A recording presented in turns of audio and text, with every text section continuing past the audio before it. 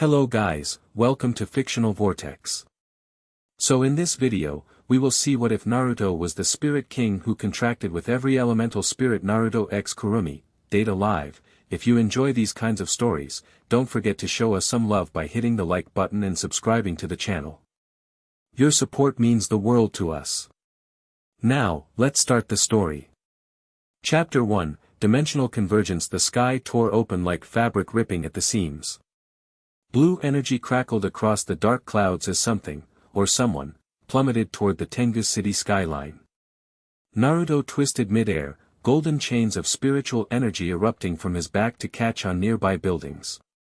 The chains slowed his descent before he crashed through an empty office window, sending glass and debris flying across the room.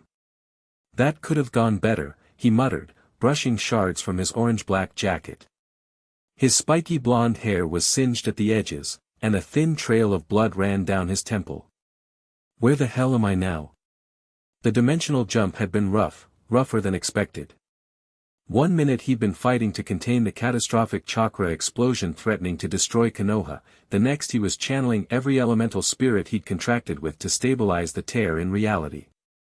Instead of sealing it, he'd been pulled through.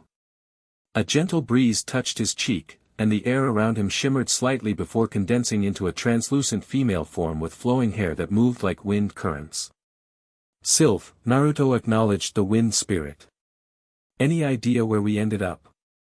The spirit's voice came as a whisper in his mind. Different dimension entirely.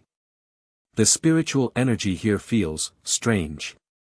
Abundant but different from chakra. Great. Naruto walked to the broken window and surveyed the unfamiliar city sprawling beneath him. Modern buildings, vehicles, technology well beyond what he was used to. At least people look human. A tremor suddenly ran through the building. From across the city, a blaring alarm began to wail. What now? Naruto asked, but Sylph had already dissolved back into the air around him. Danger, came another voice in his mind, deeper and more resonant.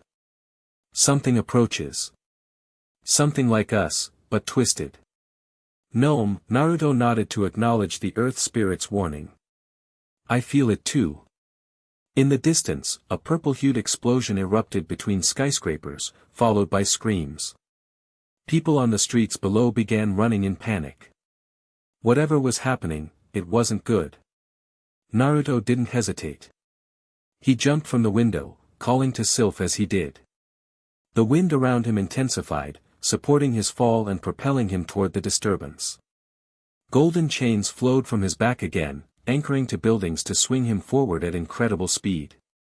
As he approached, he spotted what looked like some kind of battle. Helicopters circled above while armed personnel in mechanical suits engaged with something at the center of the destruction. A swirling mass of dark energy that occasionally took humanoid shape.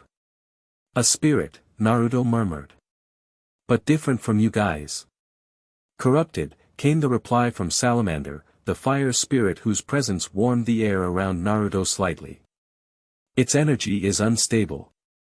Below, the mechanical suits fired what looked like tranquilizer rounds at the spirit, which only seemed to agitate it further.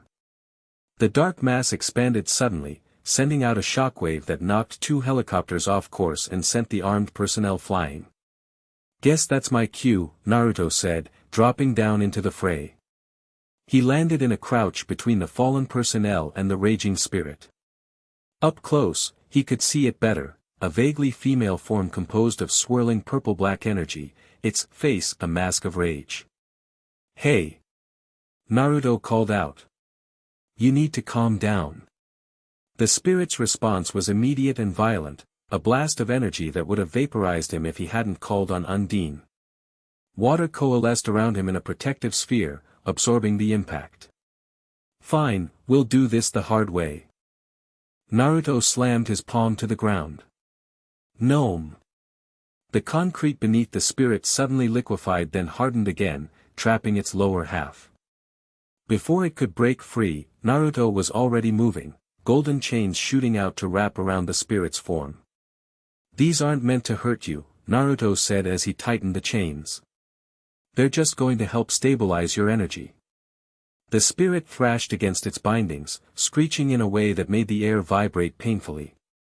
Naruto winced but maintained his hold, pushing his own spiritual energy through the chains. Unlike the brutal sealing methods he'd seen used back home, his technique was meant to harmonize with spirits, not imprison them. "It's okay," he said softly. "I'm not your enemy." Gradually, the spirit's struggles lessened. The chaotic energy began to condense, taking more definite shape, that of a young woman with flowing purple hair and eyes filled with confusion and fear. "There you go," Naruto said with a smile. "Better now, right?" Before the spirit could respond, a voice rang out behind him. "Step away from the spirit, interloper."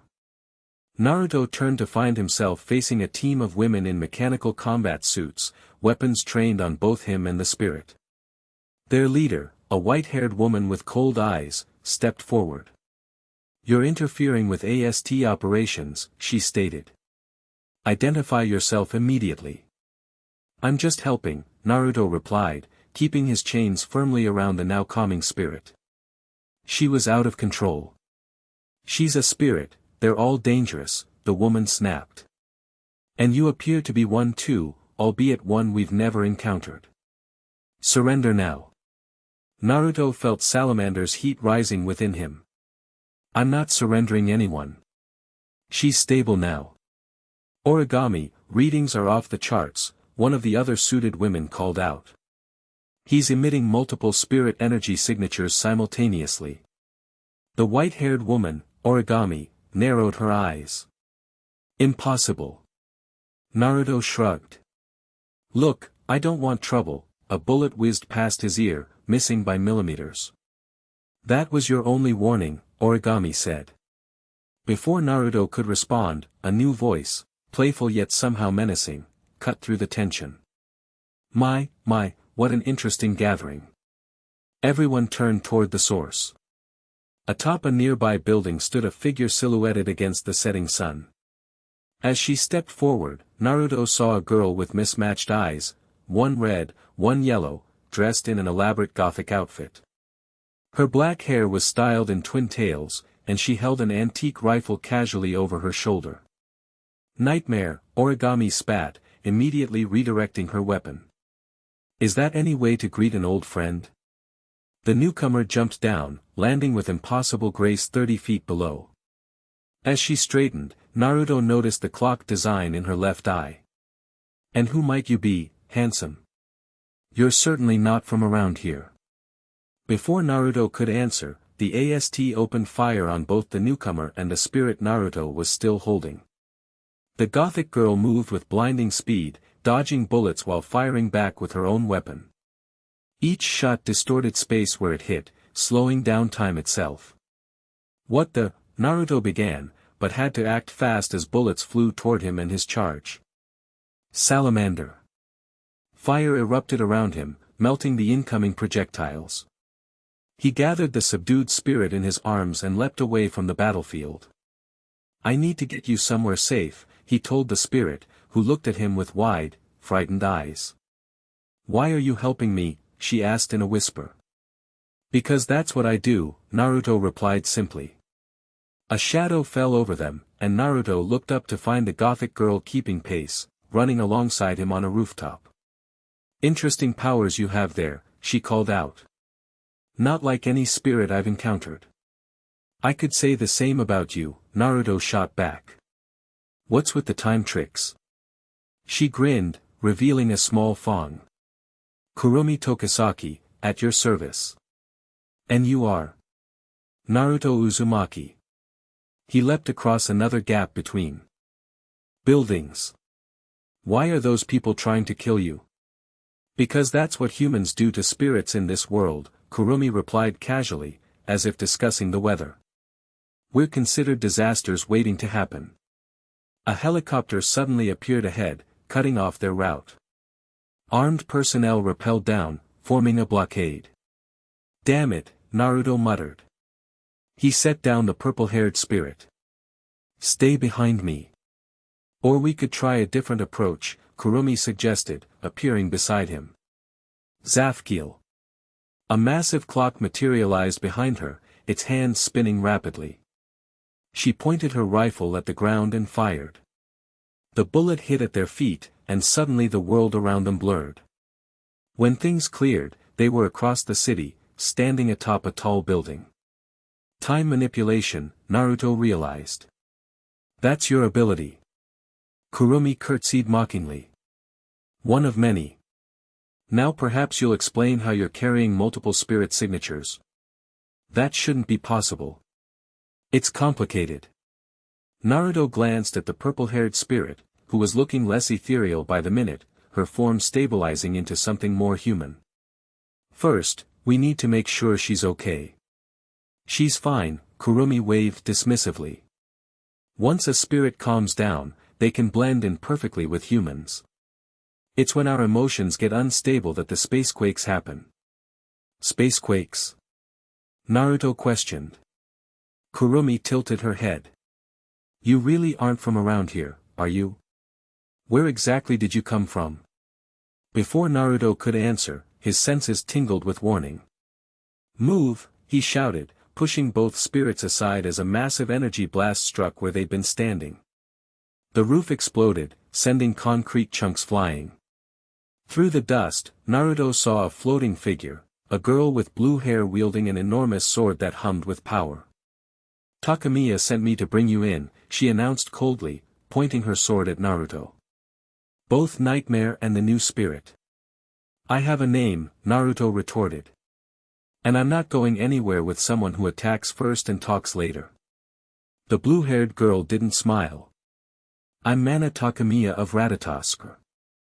My orders are to contain all spirits for evaluation. Resistance will be met with appropriate force. Ratatoskr. Naruto glanced at Kurumi, who rolled her eyes. Another organization that thinks they know what's best for spirits, she explained. Slightly less kill-happy than the AST, but still annoying. Mana raised her sword. Last chance to come peacefully. Naruto felt his patience wearing thin. He'd been thrown into this world with no warning, attacked multiple times, and still had no idea what was really going on. Look, I just want information, not a fight. Information comes after containment, Mana replied, unmoved. Protocol for unidentified spirits. I'm not just a spirit, Naruto said, straightening. As he did, the air around him began to change. The temperature fluctuated as fire and ice spirits responded to his emotions. The ground trembled slightly from Gnome's influence, while Sylph created a swirling breeze around him. From his fingertips, sparks of lightning danced, Volt's energy manifesting. I'm Naruto Uzumaki, the Spirit King, he declared, feeling the combined power of his contracts flowing through him. And I'm done being pushed around. Mana's eyes widened at the display of multiple elemental powers. Even Kurumi looked impressed. Spirit King. Mana repeated. There's no such, her words cut off as Naruto suddenly moved, faster than she could track.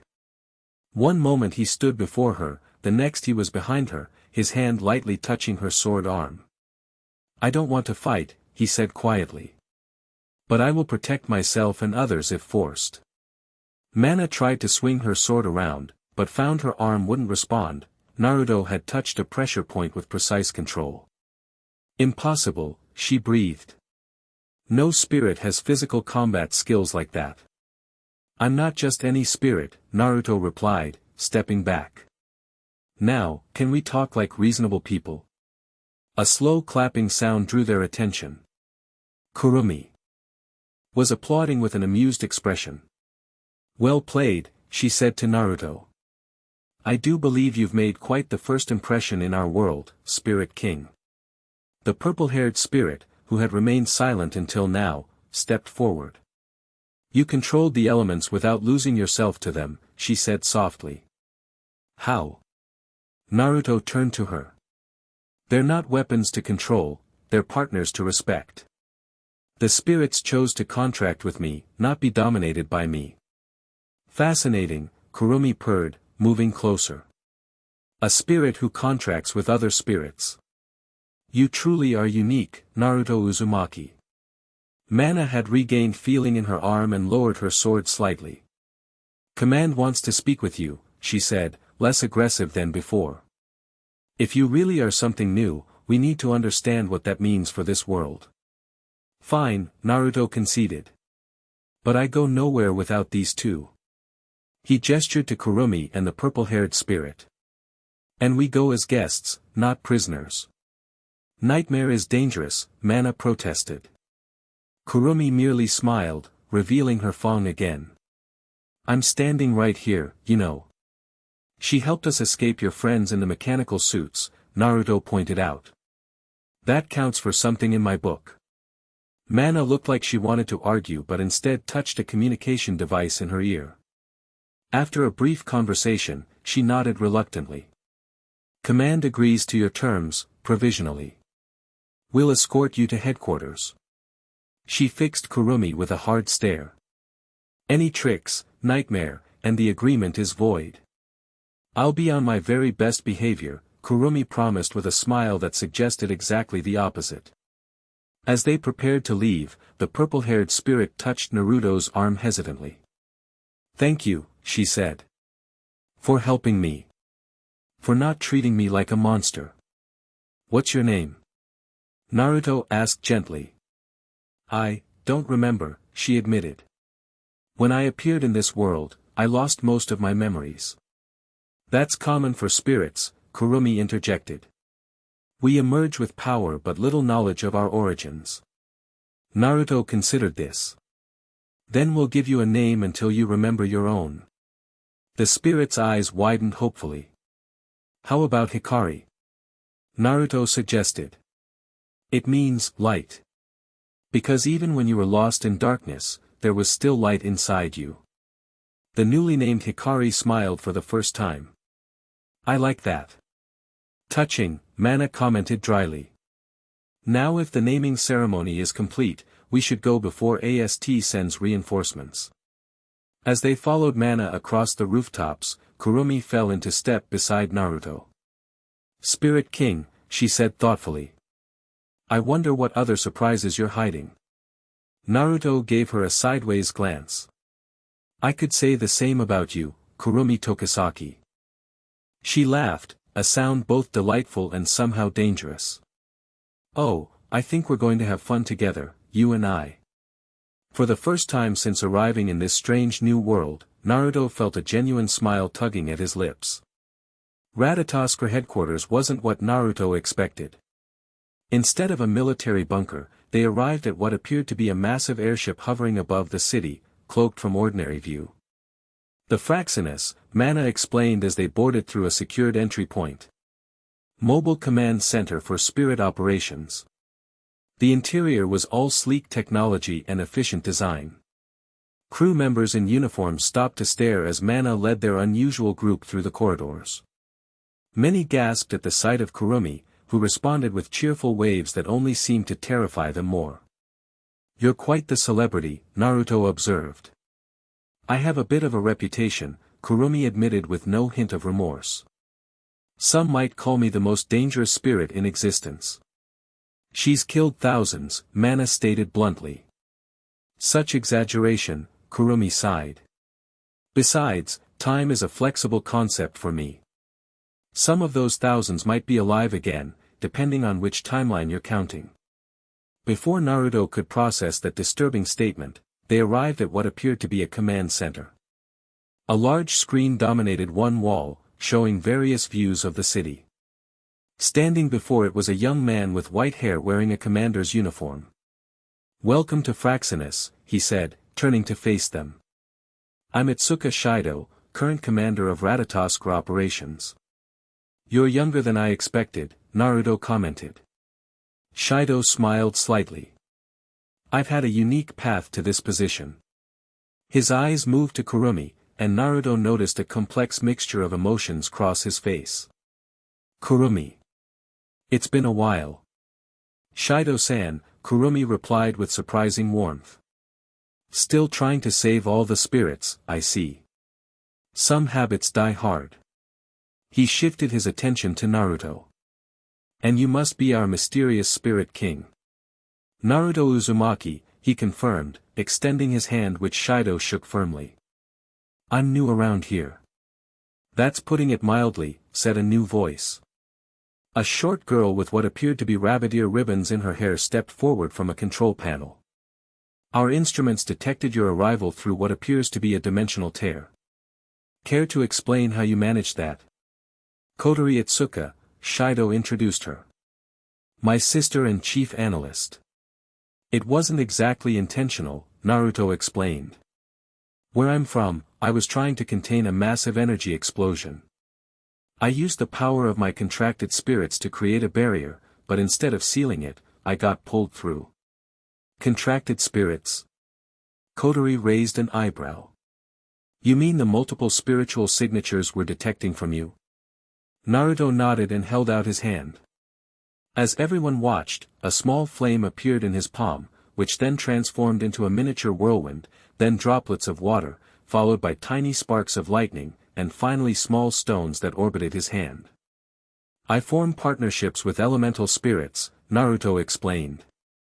They lend me their power, and I give them a physical anchor in return. It's mutually beneficial. That's unprecedented, Kotori said, rapidly typing notes into a tablet. In our world, spirits are singular entities with specific powers. Humans don't form contracts with them, they either seal their powers or, in rare cases, can help stabilize them through emotional connections. Emotional connections? Naruto questioned. Shido cleared his throat, looking slightly embarrassed. That was my former role before becoming commander. I had the ability to seal a spirit's powers by making them fall in love with me and then kissing them. Naruto stared at him. You're kidding. I wish I were, Shido sighed. It worked, though. Kurumi laughed. Poor Shido had quite the harem for a while. All those spirits vying for his attention. It wasn't like that, Shido protested. It was exactly like that, Kotori countered with a smirk. Naruto shook his head in disbelief. In my world, spirits were usually sealed inside human hosts, often against both their wills. It was considered necessary but cruel. That's why I sought a different path when I discovered my ability to form contracts instead. Fascinating, a new voice joined the conversation. A woman with glasses and a lab coat approached, scanning Naruto with some kind of device.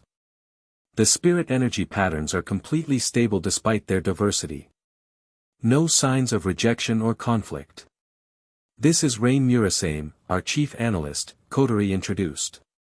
You're not just channeling their power, Rain observed, studying her readings. You're actually housing multiple spirit consciousnesses simultaneously. They're part of me, but also separate, Naruto tried to explain. I can communicate with them, and they can manifest partially when needed. As if on cue, the air beside Naruto shimmered, and Sylph appeared in her translucent form, startling everyone in the room. This one is curious, the wind spirit whispered, her voice audible to all present. So many spirits in human form. Different from our kind. Weapons were immediately drawn, but Naruto raised a hand.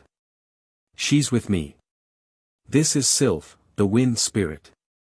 Incredible, Rain breathed, adjusting her device to scan the manifestation. A subordinate spirit consciousness with its own awareness.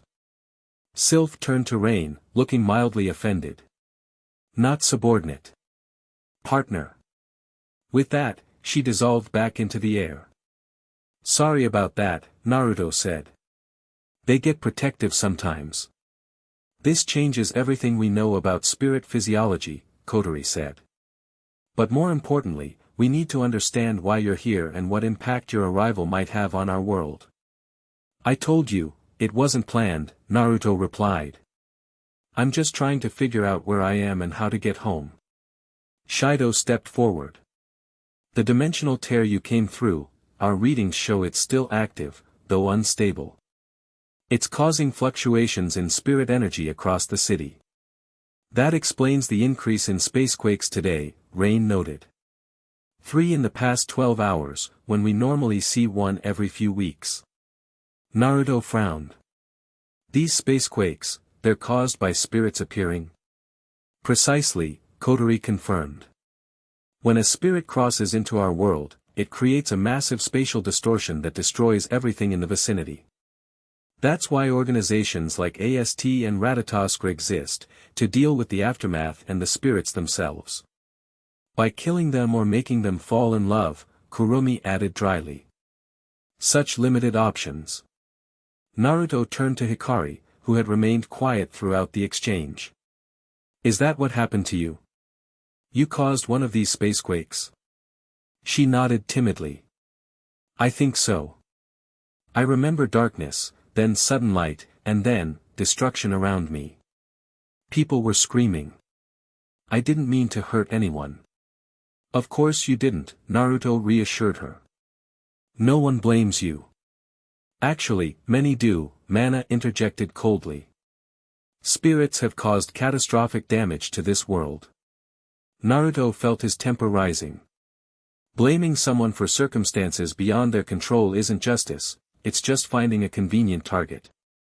Well said, Kurumi commented with apparent sincerity. A warning alarm suddenly blared throughout the command center. Screens flashed red as technicians rushed to their stations. Massive energy surge detected, one called out. Dimensional coordinates matched the earlier tear. On screen, Shido ordered.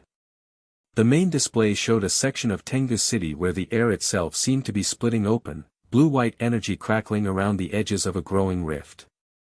It's getting bigger, Kotori observed tensely. At this rate, it could cause a spacequake 10 times larger than anything we've recorded. Naruto stepped closer to the screen, his expression grave.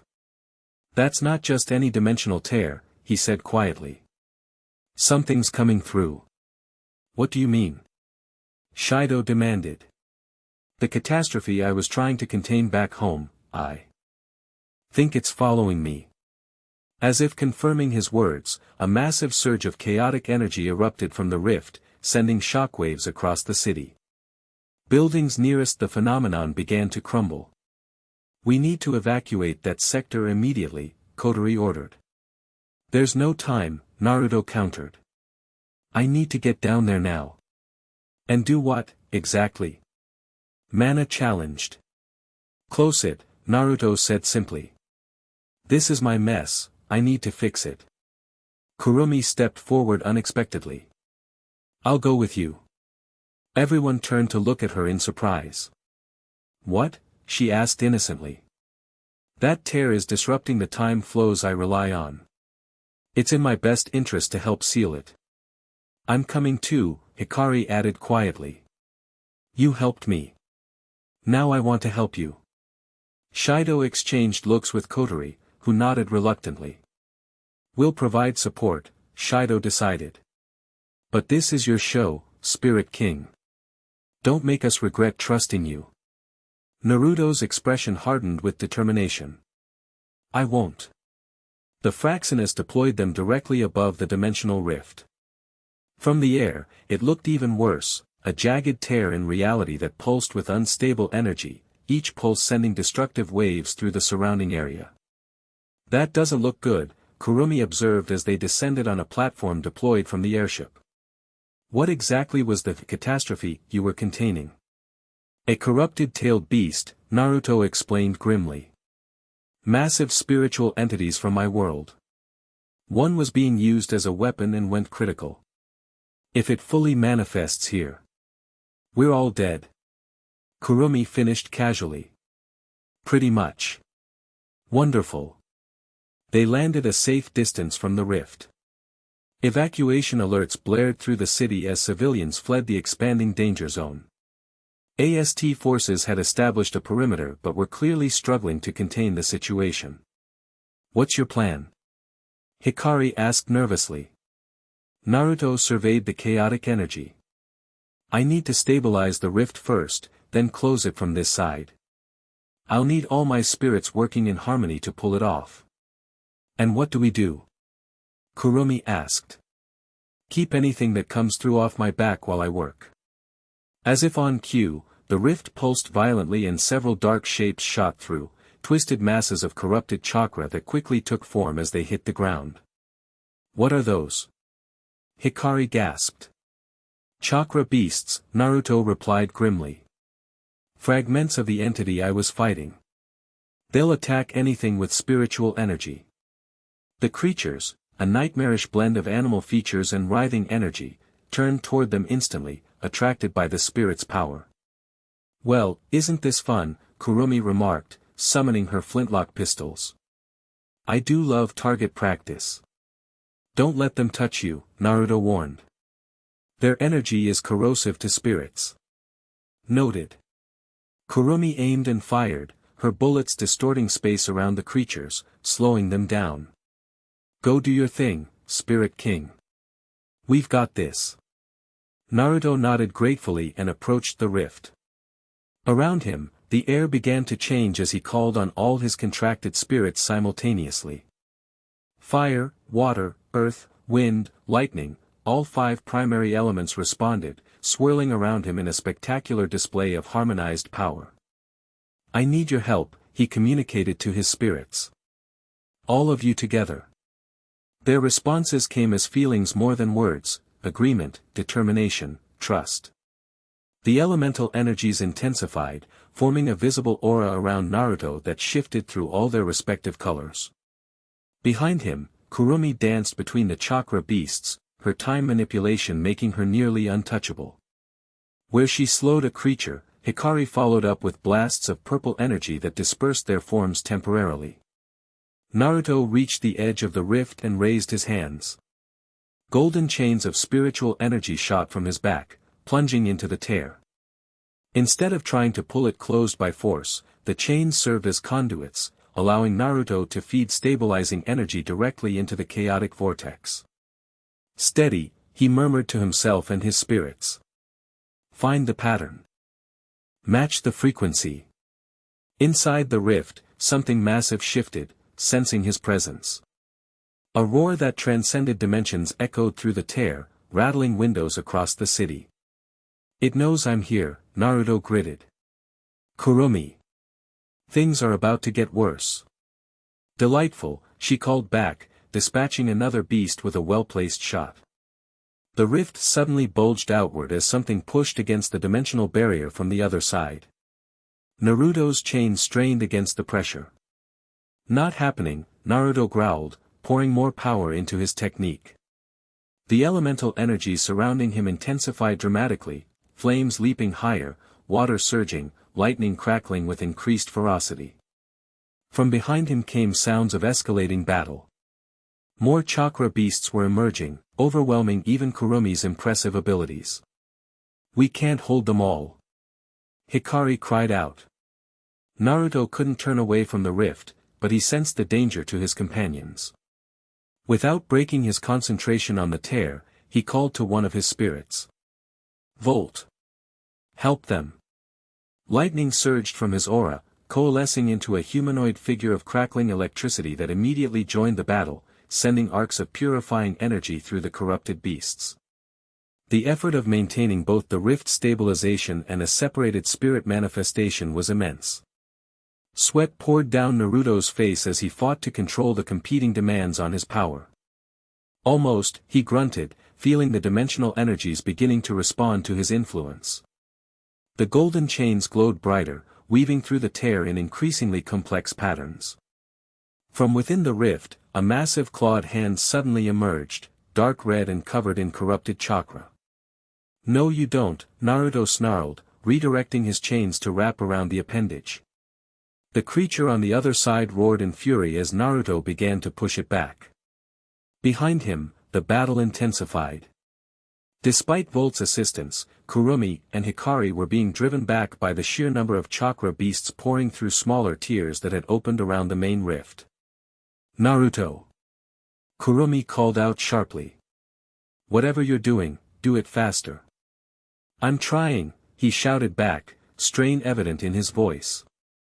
"Just need a little more." The hand gripping the edge of reality suddenly pulled, nearly yanking Naruto into the rift. Only Gnome's earth energy anchoring him to the ground kept him from being dragged through. Enough, Naruto growled. In a desperate move, he called on all his spirits simultaneously for their maximum power. His body glowed with their combined energy as he uttered words that resonated with authority beyond normal speech. I am Naruto Uzumaki, Spirit King and Master of Elements. By our contract, I command this rift to close. The elemental energies exploded outward, forming a seal of pure spiritual power. The golden chains tightened, pulling the edges of reality back together as the massive hand was forced back into the other dimension. With a sound like reality itself sighing in relief, the rift began to shrink. The corrupted energy stabilized, then dissipated as the tear sealed itself from edge to center. As the main rift closed, the smaller tears followed suit, leaving the chakra beast stranded, and vulnerable. Without their source of power, they began to dissolve, their corrupted energy purified by contact with Naruto's spiritual presence. Naruto fell to one knee, exhausted but triumphant. The elemental energies around him subsided to a gentle aura as his spirits retreated to recover within him. Kurumi approached, looking somewhat disheveled but otherwise unharmed. Impressive performance, Spirit King, she said, genuine respect in her voice. I haven't seen power like that in quite some time. Hikari rushed to Naruto's side, helping him stand. Are you okay? Just drained, he assured her with a weak smile. Using all 5 elements at maximum output isn't something I do every day. The Fraxinus descended toward them, presumably to extract them from the now stable area. As they waited, Kurumi studied Naruto with newfound interest. You know, she said conversationally, I came here planning to use you for my own purposes. Powerful new spirits are always useful tools. Naruto raised an eyebrow. And now? Now I think perhaps we might be better as allies. She tilted her head, mismatched eyes gleaming. You're far too interesting to be merely a tool, Naruto Uzumaki. I'm flattered, I think, Naruto replied dryly. Kurumi laughed, that same blend of charming and dangerous. You should be. I don't offer alliance lightly. Before Naruto could respond, AST forces began approaching their position, weapons raised cautiously. Don't they ever give up? Naruto sighed. Welcome to my world, Kurumi said with a smirk. Though I suspect things are about to change significantly now that the Spirit King has arrived. Naruto looked out over the city, this strange new world he'd landed in where spirits were feared and hunted. Then he glanced at Kurumi with her dangerous smile and Hikari with her hopeful eyes. Yeah, he agreed. I think they are. As the Fraxinus landed nearby, Naruto made a silent promise to himself. He might be stuck here for now, but that didn't mean he couldn't make a difference. If being the Spirit King meant anything, it meant standing between worlds, a bridge rather than a barrier. And from the calculating look in Kurumi's mismatched eyes, he suspected the journey was just beginning. Chapter 2, Shadows of Time. 3 days after closing the dimensional rift, Naruto crouched on a skyscraper's edge, watching the city lights spread below him like stars fallen to earth. Tengu City buzzed with nightlife, blissfully unaware of the supernatural activity happening in its shadows. See anything interesting? Kurumi materialized beside him, stepping out of her shadow portal as casually as someone might walk through a door. Just scanning for spirit energy fluctuations. Naruto didn't flinch at her sudden appearance, he'd gotten used to her dramatic entrances. There's definitely something happening near the industrial district. Kurumi leaned forward, her gothic dress rustling in the night breeze. Good eye. I felt it too. She twirled one of her flintlock pistols. Shall we investigate? Lead the way. She grinned, revealing that characteristic fawn. Race you there? Before Naruto could answer, she vanished into another shadow portal. He laughed and stood up. Sylph, give me a boost. The wind around him intensified as he leapt from the building, riding air currents that propelled him across the cityscape. Golden chains shot from his back, anchoring to structures and swinging him forward at exhilarating speed. He spotted Kurumi moving through shadows below, appearing briefly under one streetlight before disappearing and reappearing blocks ahead. Their impromptu races had become something of a ritual during their nightly patrols. Naruto touched down in the abandoned warehouse district just seconds after Kurumi stepped out of a shadow. "I win again," she declared, twirling dramatically. "You cheated again," he countered with a grin. "Shadow teleportation isn't fair play. All's fair in spirits and war." She winked her clock-patterned eye. "Besides, you're using wind enhancement." Their playful argument died as both sensed a surge of spiritual energy nearby. They exchanged serious looks and moved toward its source, a decrepit warehouse with faded shipping company logos. "Something's different about this energy," Naruto whispered as they approached. "It feels fragmented." Kurumi nodded. "Like echoes of spirit power rather than a direct source." "Intriguing." They slipped inside through a broken window. The warehouse interior was vast and empty except for scattered crates and abandoned machinery. Moonlight filtered through holes in the ceiling, creating pools of silver against the concrete floor. In the center of the space, hovering a few feet above the ground, was what looked like shattered glass suspended in midair, except each fragment contained swirling energy. "What is that?" Naruto approached cautiously. "Time fragments," Kurumi replied, her usual playfulness gone. "Pieces of broken timelines. You recognize this?" "I should."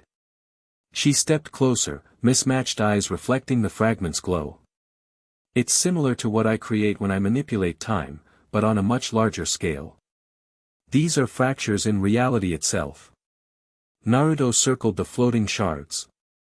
"Related to the dimensional rift I closed?" "Possibly." Kurumi reached toward a fragment but stopped just short of touching it. "When you forced that tear closed, you may have caused ripple effects across the temporal plane." "Great. More messes to clean up." Naruto sighed. "How dangerous are these fragments?" "That depends on what's inside them." Kurumi's voice dropped to a near whisper. "Time fragments can contain echoes of events, past, present, or potential futures." As if responding to her words, the fragments pulsed brighter. Images flickered within each shard, brief glimpses of people, places, events. Most were too quick to recognize, but one expanded, showing a clear scene of Tengu's city engulfed in flames. "That's..." Naruto trailed off. "A possible future," Kurumi confirmed, her expression uncharacteristically grim. "Or perhaps a past from another timeline. Either way, these fragments are windows to events that either have happened, will happen, or could happen. Can we close them like the rift?" "No need." Kurumi raised her pistol and fired a single shot into the center of the floating cluster. The bullet, which Naruto now knew contained condensed time energy, caused the fragments to vibrate, then collapse inward. They imploded with a soft chime, leaving nothing behind. "They weren't stable enough to cause real damage," Kurumi explained, holstering her weapon. "Just echoes." "You seem to know a lot about this," Naruto observed. Kurumi's lips curved into her usual mysterious smile. "Time is my domain, Spirit King." She started walking toward the exit. "Come on, there are more fragments across the city. I can sense at least 3 other clusters." Naruto fell into step beside her. "You're going to have to explain your powers to me eventually, you know." "Eventually," she agreed lightly. "But not tonight." By dawn, they'd cleared 5 more clusters of time fragments across the city. Each showed different glimpses of potential realities, some peaceful, others catastrophic. Naruto noticed that Kurumi paid particular attention to fragments showing destruction, studying them intently before collapsing them. They ended up on the roof of an apartment building. Watching the sunrise paint the city gold. Naruto sat with his legs dangling over the edge while Kurumi stood behind him, her shadow stretching long in the early light. 3 days of working together, Naruto said, and you still haven't told me what your actual goal is. Would you believe I'm just enjoying your company? Kurumi replied innocently. No. She laughed, that musical sound that somehow managed to be both charming and slightly menacing. Smart boy. A comfortable silence fell between them. In the 3 days since closing the dimensional rift, they'd settled into an unexpected partnership. Kurumi knew the city and this world's spirit dynamics, Naruto brought his unique powers and perspective. Together, they'd been monitoring the aftermath of the rift event while staying one step ahead of both AST and Ratatosk. You could go back to them, you know, Kurumi said suddenly. Ratatosk. They've been trying to contact you. Naruto shrugged. They want to study me, not help me. I'd rather figure things out on my own terms. With my help, of course, she added with a smirk. With your help, he agreed. Speaking of which, his words cut off as his senses tingled with warning. Without hesitation, he grabbed Kurumi and rolled sideways just as something slammed into the rooftop where they'd been sitting. Concrete exploded upward, debris raining around them. They sprang to their feet, facing the dust cloud. A figure emerged, a young woman in an elaborate uniform with mechanical components. Her long blue hair floated around her as if underwater, and her eyes glowed with power. Spirit King, she addressed Naruto formally. I am Miku Izaoi. I've been sent to bring you in. Another Ratatosk agent? Naruto asked wearily. I represent myself, Miku replied coldly. My loyalty is to spirit kind alone. Kurumi stepped forward, eyeing the newcomer. Diva, she said, using what Naruto assumed was the woman's spirit name. I thought you'd gone into retirement after Shido sealed your powers. Circumstances change, Miku replied. The emergence of a spirit king changes everything. Look, I'm not looking for trouble, Naruto began. Miku's expression hardened. It doesn't matter what you're looking for. Your very existence disrupts the balance. She raised her hand, and the air around them began to vibrate strangely. You will come with me for evaluation. The council needs to determine if you're a threat. Council? Naruto questioned, glancing at Kurumi. A group of powerful sealed spirits, Kurumi explained quickly. They formed after Shido's situation changed. They believe they should govern spirit affairs. And they didn't invite you? Naruto asked with a raised eyebrow. Kurumi's smile was razor-sharp. I don't play well with others. Enough talk, Miku declared. She opened her mouth and released a song, but not one of beauty. The sound waves hit like physical force, cracking the concrete beneath their feet. Sound manipulation, Kurumi warned, covering her ears. Don't let her voice hit you directly. Naruto called on Gnome, earth energy surrounding him like armor to absorb the sonic attack. I'm not going anywhere without an actual conversation first. Miku's eyes narrowed. The council doesn't negotiate. She drew a deep breath and unleashed another sonic blast, this one focused directly at Naruto. Even with earth energy protecting him, the attack sent him sliding backward. The sound penetrated his defenses, vibrating painfully through his body. That's quite enough, Kurumi snapped, leveling her pistols. Zafkiel. The massive clock materialized behind her, hands spinning to the 1 o'clock position. She fired at herself, and suddenly her movements accelerated to incredible speed. She vanished from sight, reappearing directly in front of Miku to deliver a kick that sent the sound spirit tumbling across the roof. I've dampened time around her, Kurumi called to Naruto.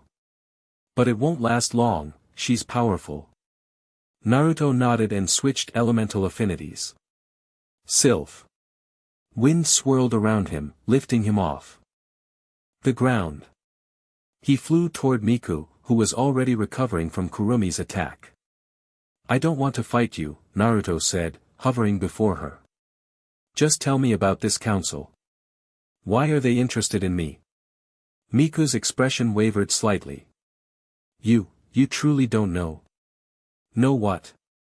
She studied him for a moment, then lowered her hands. There's a prophecy about the Spirit King. It foretells either salvation or destruction for all spirits. Before she could elaborate, a barrage of missiles struck the rooftop. AST forces had arrived, mechanical suits circling the building. Primary target located, came Origami's voice through a speaker. Spirit King and 2 hostiles. Deploy capture nets. Perfect timing, as always, Kurumi muttered sarcastically. She grabbed Naruto's arm. We need to leave, now. But she was about to explain, later. Kurumi insisted. Shadow. Her darkness expanded beneath them, and Naruto felt himself sinking into it. The last thing he saw was Miku taking to the air, sonic waves deflecting missiles as AST closed in. They emerged from Kurumi's shadow in a location Naruto hadn't seen before, a traditional Japanese house nestled in a forested area outside the city. Where are we? He asked, looking around the well-maintained but clearly abandoned property. One of my safe houses, Kurumi replied, brushing dust from her dress. I have several scattered throughout the region. Smart. Naruto walked to a window, confirming they were indeed outside city limits. So, about that prophecy Miku mentioned. Kurumi sighed dramatically. Always so focused. Don't you want to rest? We've been up all night. I want answers, Naruto countered firmly. You've been dancing around the truth since we met. What's this council? What prophecy was she talking about? And what's your real agenda in all this? For a moment, Kurumi's playful mask slipped, revealing something harder and more serious beneath. Then she shrugged, moving to sit on a cushion in the center of the room. Very well. Some answers, then. She gestured for him to join her. But information has its price, Spirit King. Naruto sat across from her. What price? An exchange. I'll tell you what I know, but for each answer, you must answer one of my questions. Completely honestly. He considered this. Fair enough. Excellent. Kurumi leaned forward, mismatched eyes gleaming. First, the council. After Shido sealed multiple spirits' powers, some of those spirits discovered they could access portions of their abilities without causing spacequakes. They formed a secret society to protect spirit interests. And they didn't invite you because I never allowed Shido to seal my powers, Kurumi replied. And because my methods are controversial. You mean the whole killing thousands thing Mana mentioned? Kurumi's smile was cold.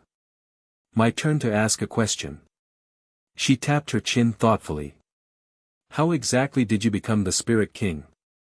You mentioned contracts, but not how it began. Naruto leaned back, memories flooding in. In my world, I had a 9-tailed fox spirit sealed inside me since birth. It was powerful but malevolent, or so I thought. Eventually, I learned to work with it rather than against it. That partnership taught me spirits could be allies rather than tools. So you were a vessel first, Kurumi noted. Yes. When I discovered smaller elemental spirits being harvested for weapons, I intervened. Turns out I had a natural affinity for communicating with them. Instead of forcing them into objects or people, I offered partnership. They accepted. And the king part? That came later. As I formed more contracts, the spirits began referring to me that way. It's their title, not mine. Kurumi nodded slowly. Interesting. Your turn. The prophecy Miku mentioned, what is it? Kurumi's expression grew serious. It's ancient, predates modern spirit manifestations. It speaks of a king of spirits who will either unite the spiritual and human worlds or bring about their mutual destruction. That's vague. Prophecies usually are. She twirled a strand of black hair. The specifics mention one who commands elements in harmony and bridges dimensions through sacrifice. Sound familiar? Naruto frowned. Could be coincidence. Could be. Kurumi didn't sound convinced. My question now, what exactly were you containing when you crossed dimensions? You mentioned a corrupted tailed beast, but were vague on details. Naruto's face darkened with memory. In my world, there are 9 tailed beasts, massive chakra entities. One was captured and experimented on, trying to turn it into a weapon. The experiments destabilized its core, creating a chain reaction. It was like a spiritual nuclear bomb. I tried to contain it using all my contracted spirit's powers simultaneously. And instead opened a dimensional rift, Kurumi finished. Yeah. Naruto ran a hand through his spiky hair. My turn. What's your real goal, Kurumi? Why stick with me? Her playful smile returned. Direct, aren't you? Very well. She stood up and walked to the window. I'm a time traveler, Naruto. I've lived the same decades over and over, trying to prevent a catastrophe. What catastrophe? She gave him a sideways glance. That's another question. But I'll answer anyway. She drew a deep breath. In approximately 5 years, something called the Void Entity will emerge and consume both spirits and humans. It will drain all spiritual energy from this world, leaving nothing but empty husks. And you've seen this happen. Not just seen it. I've lived through it dozens of times. Her voice grew quieter. Each time, I use my powers to go back and try a different approach. Nothing works. The entity always emerges, always wins. Naruto processed this. And you think I'm connected to this somehow? The Spirit King prophecy appeared in my research into the entity's origins. Then you literally fell from the sky. She turned to face him fully. Coincidence seems unlikely. So you're using me, Naruto stated flatly. I prefer leveraging an unexpected resource, she replied with a hint of her usual humor. Then, more seriously, but I'm not just using you, Naruto. For the first time in more cycles than I can count, I see a genuine possibility of change. Naruto stood and approached her. If what you're saying is true, it is. Then why not just tell me directly? Why all the games? Kurumi's expression softened almost imperceptibly. Because I've tried the direct approach in other timelines. People who learn too much too quickly tend to make poor decisions. I needed to understand you first. And do you understand me? She studied him for a long moment. I'm beginning to. You're not what I expected. Is that good or bad? It's. She seemed to search for the right word, refreshing. Their conversation was interrupted by a soft chime. Kurumi pulled out what looked like an antique pocket watch and checked it. We should move, she said. AST will have tracking protocols running, and Ratatoskra isn't far behind them. Wait, Naruto grabbed her wrist as she turned to leave. One more question. These time fragments we've been finding, they're connected to the Void Entity, aren't they? Kurumi didn't pull away from his grip. Yes. They're tears in the temporal fabric, showing glimpses of timelines the entity has already consumed. Finding and closing them is how I track its movements across time. Then we need to find more, Naruto decided. There are breadcrumbs to understanding what we're facing. Kurumi's lips curved into a genuine smile, not her usual predatory one, but something warmer. Now you're thinking like a time traveler. Their hunt for time fragments took them across Tengu City over the next 2 days. Each cluster they found revealed more glimpses of possible futures, most ending in darkness. Naruto noticed Kurumi becoming increasingly focused on certain fragments, particularly those showing a specific mountain range outside the city. There's something there, she finally admitted when he pressed her. An ancient shrine that might contain more information about the Spirit King prophecy. Then that's where we need to go next, Naruto decided. It won't be that simple. The mountain is heavily warded, spirits can't approach without triggering ancient defenses. But I'm not just any spirit, Naruto pointed out.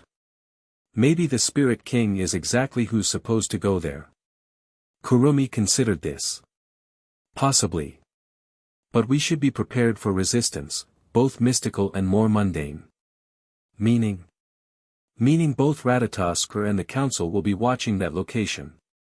Before they could plan further, Naruto sensed a familiar presence. He turned to find Hikari approaching them hesitantly. They were in a quiet park, having just collapsed another time fragment cluster. Hikari, Naruto greeted her warmly. I was wondering where you'd been. After the rift closing, Hikari had gone with Ratatoskr for help stabilizing her powers. Naruto hadn't seen her since. I've been learning to control my abilities, she explained, looking between Naruto and Kurumi. Ratatoskr has been helping me. And now they've sent you to find us, Kurumi guessed, looking unimpressed. Hikari hesitated, then nodded. Commander Itsuka wants to talk. He says it's important, about the time anomalies you've been tracking. Naruto and Kurumi exchanged glances. They've been monitoring us, Kurumi murmured. Of course they have, Naruto sighed. Fine, we'll talk to Shido. But on neutral ground, not on their airship. Hikari nodded. He suggested the same.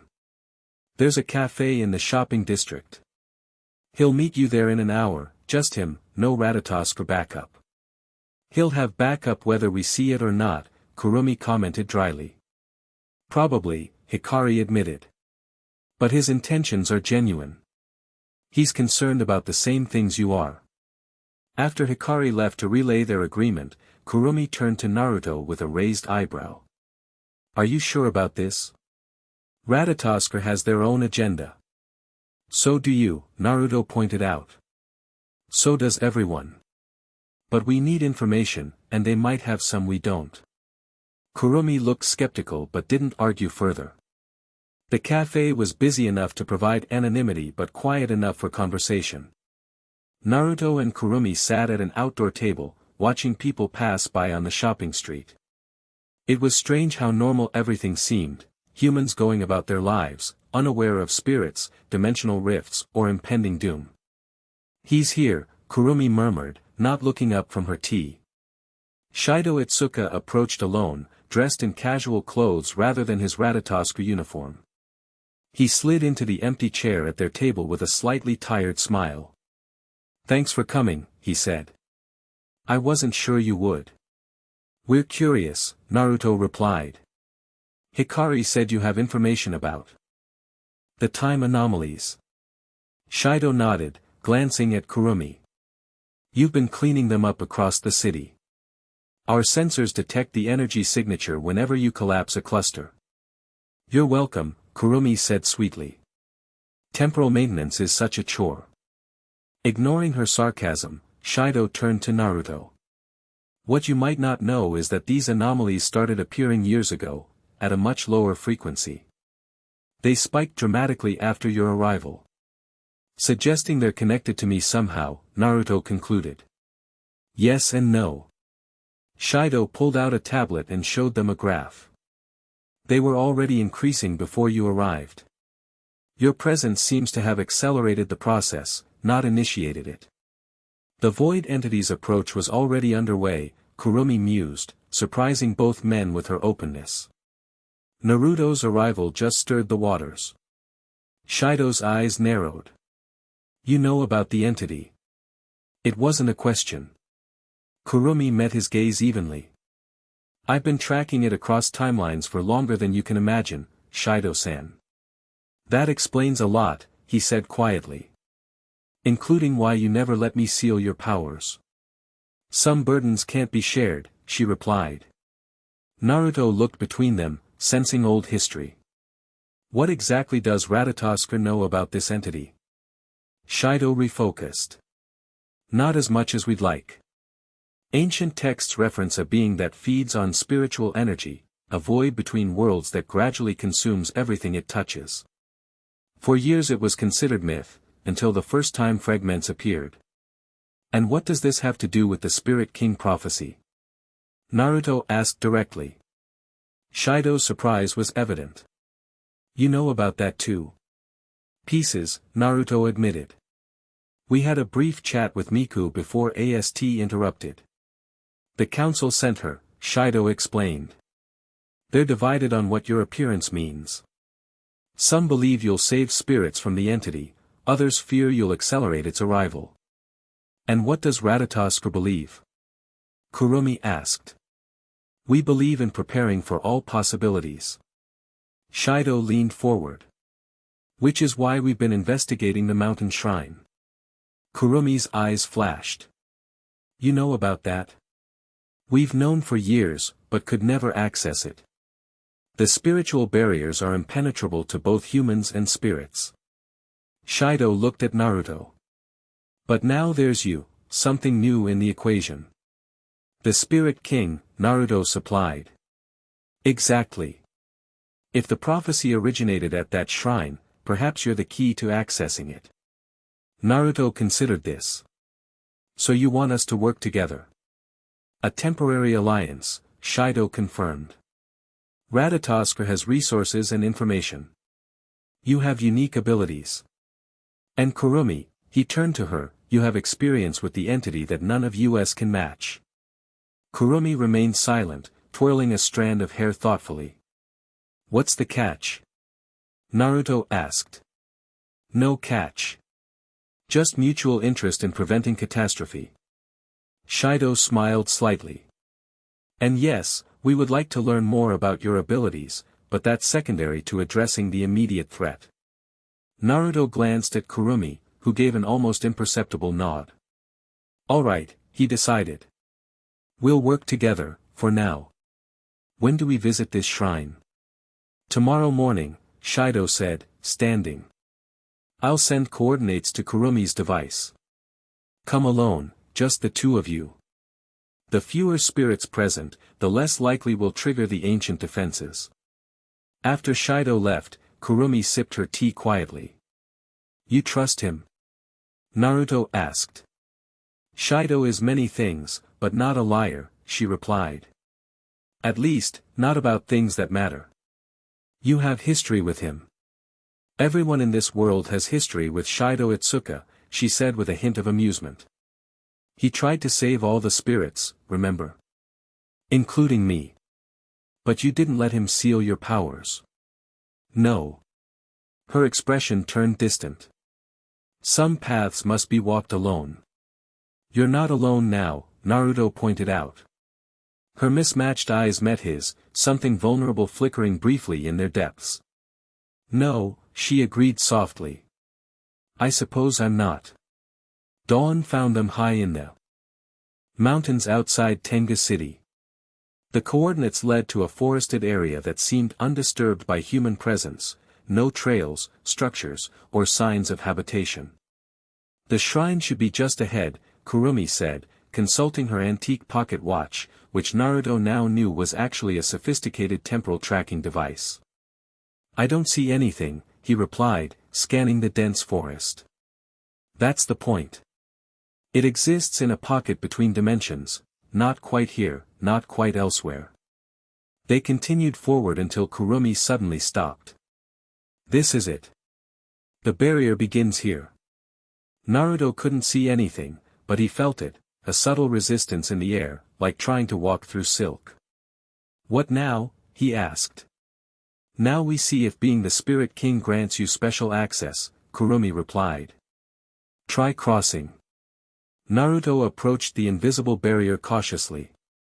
As his hand touched it, the air shimmered, not with rejection, but recognition. The space before them rippled, then parted like a curtain, revealing an ancient stone path leading deeper into the forest. It worked, Kurumi breathed, sounding genuinely surprised. The barrier accepted you. They followed the newly revealed path, which wound through trees that seemed older and more majestic than those they'd passed earlier. After walking for several minutes, they emerged into a clearing containing a small, traditional shrine. The structure looked ancient but perfectly preserved, as if time itself had no power here. Beautiful, Naruto murmured.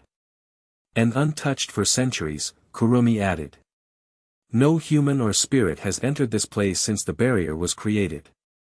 They approached the shrine cautiously. Stone lanterns lined the path, lighting themselves as they passed. At the entrance, ancient symbols were carved into the wooden frame, characters Naruto recognized from his own world. "I can read this," he said with surprise, tracing the symbols. "Threshold of harmony, where elements converge and kings are born." "The text is changing," Kurumi observed. "It was in ancient Japanese a moment ago, now it's in your language." "The shrine is responding to me," Naruto realized. He placed his palm against the door, and it slid open silently. The interior was simple yet profound, a single room with an altar at its center.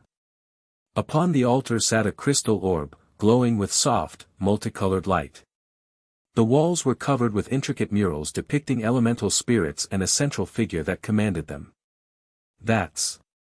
Naruto stared at the central figure in the mural. "The Spirit King," Kurumi finished. "Though painted centuries before you were born." They approached the altar carefully.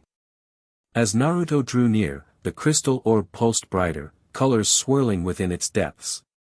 "What is it?" he asked. "A memory stone," Kurumi replied. "It contains knowledge, history, prophecies, memories of those who created this place." "How do I access it?" "Touch it, I suppose. It seems to be responding to you already." Naruto reached out hesitantly. As his fingers made contact with the crystal, light exploded outward, filling the room.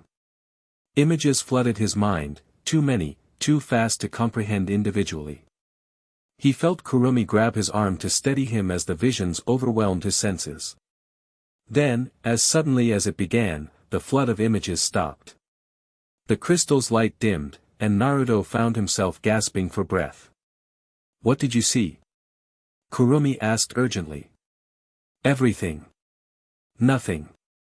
"I don't know." He shook his head, trying to sort through the chaos. It was too much at once. "Try focusing on one thing, the entity." "What did it show you about that?" Naruto closed his eyes, concentrating on that specific thread among the tangle of visions. "It's ancient. Older than spirits, older than humans. It exists between dimensions, feeding on spiritual energy." "We knew that much already," Kurumi pressed. "What about how to stop it?" Naruto frowned with concentration. There was something about balance. The 5 elements in perfect harmony creating a seal that even the void cannot breach. The Spirit King's power, Kurumi concluded. Just as the prophecy suggested. "But there's more." Naruto opened his eyes, looking troubled. "The entity is drawn to power.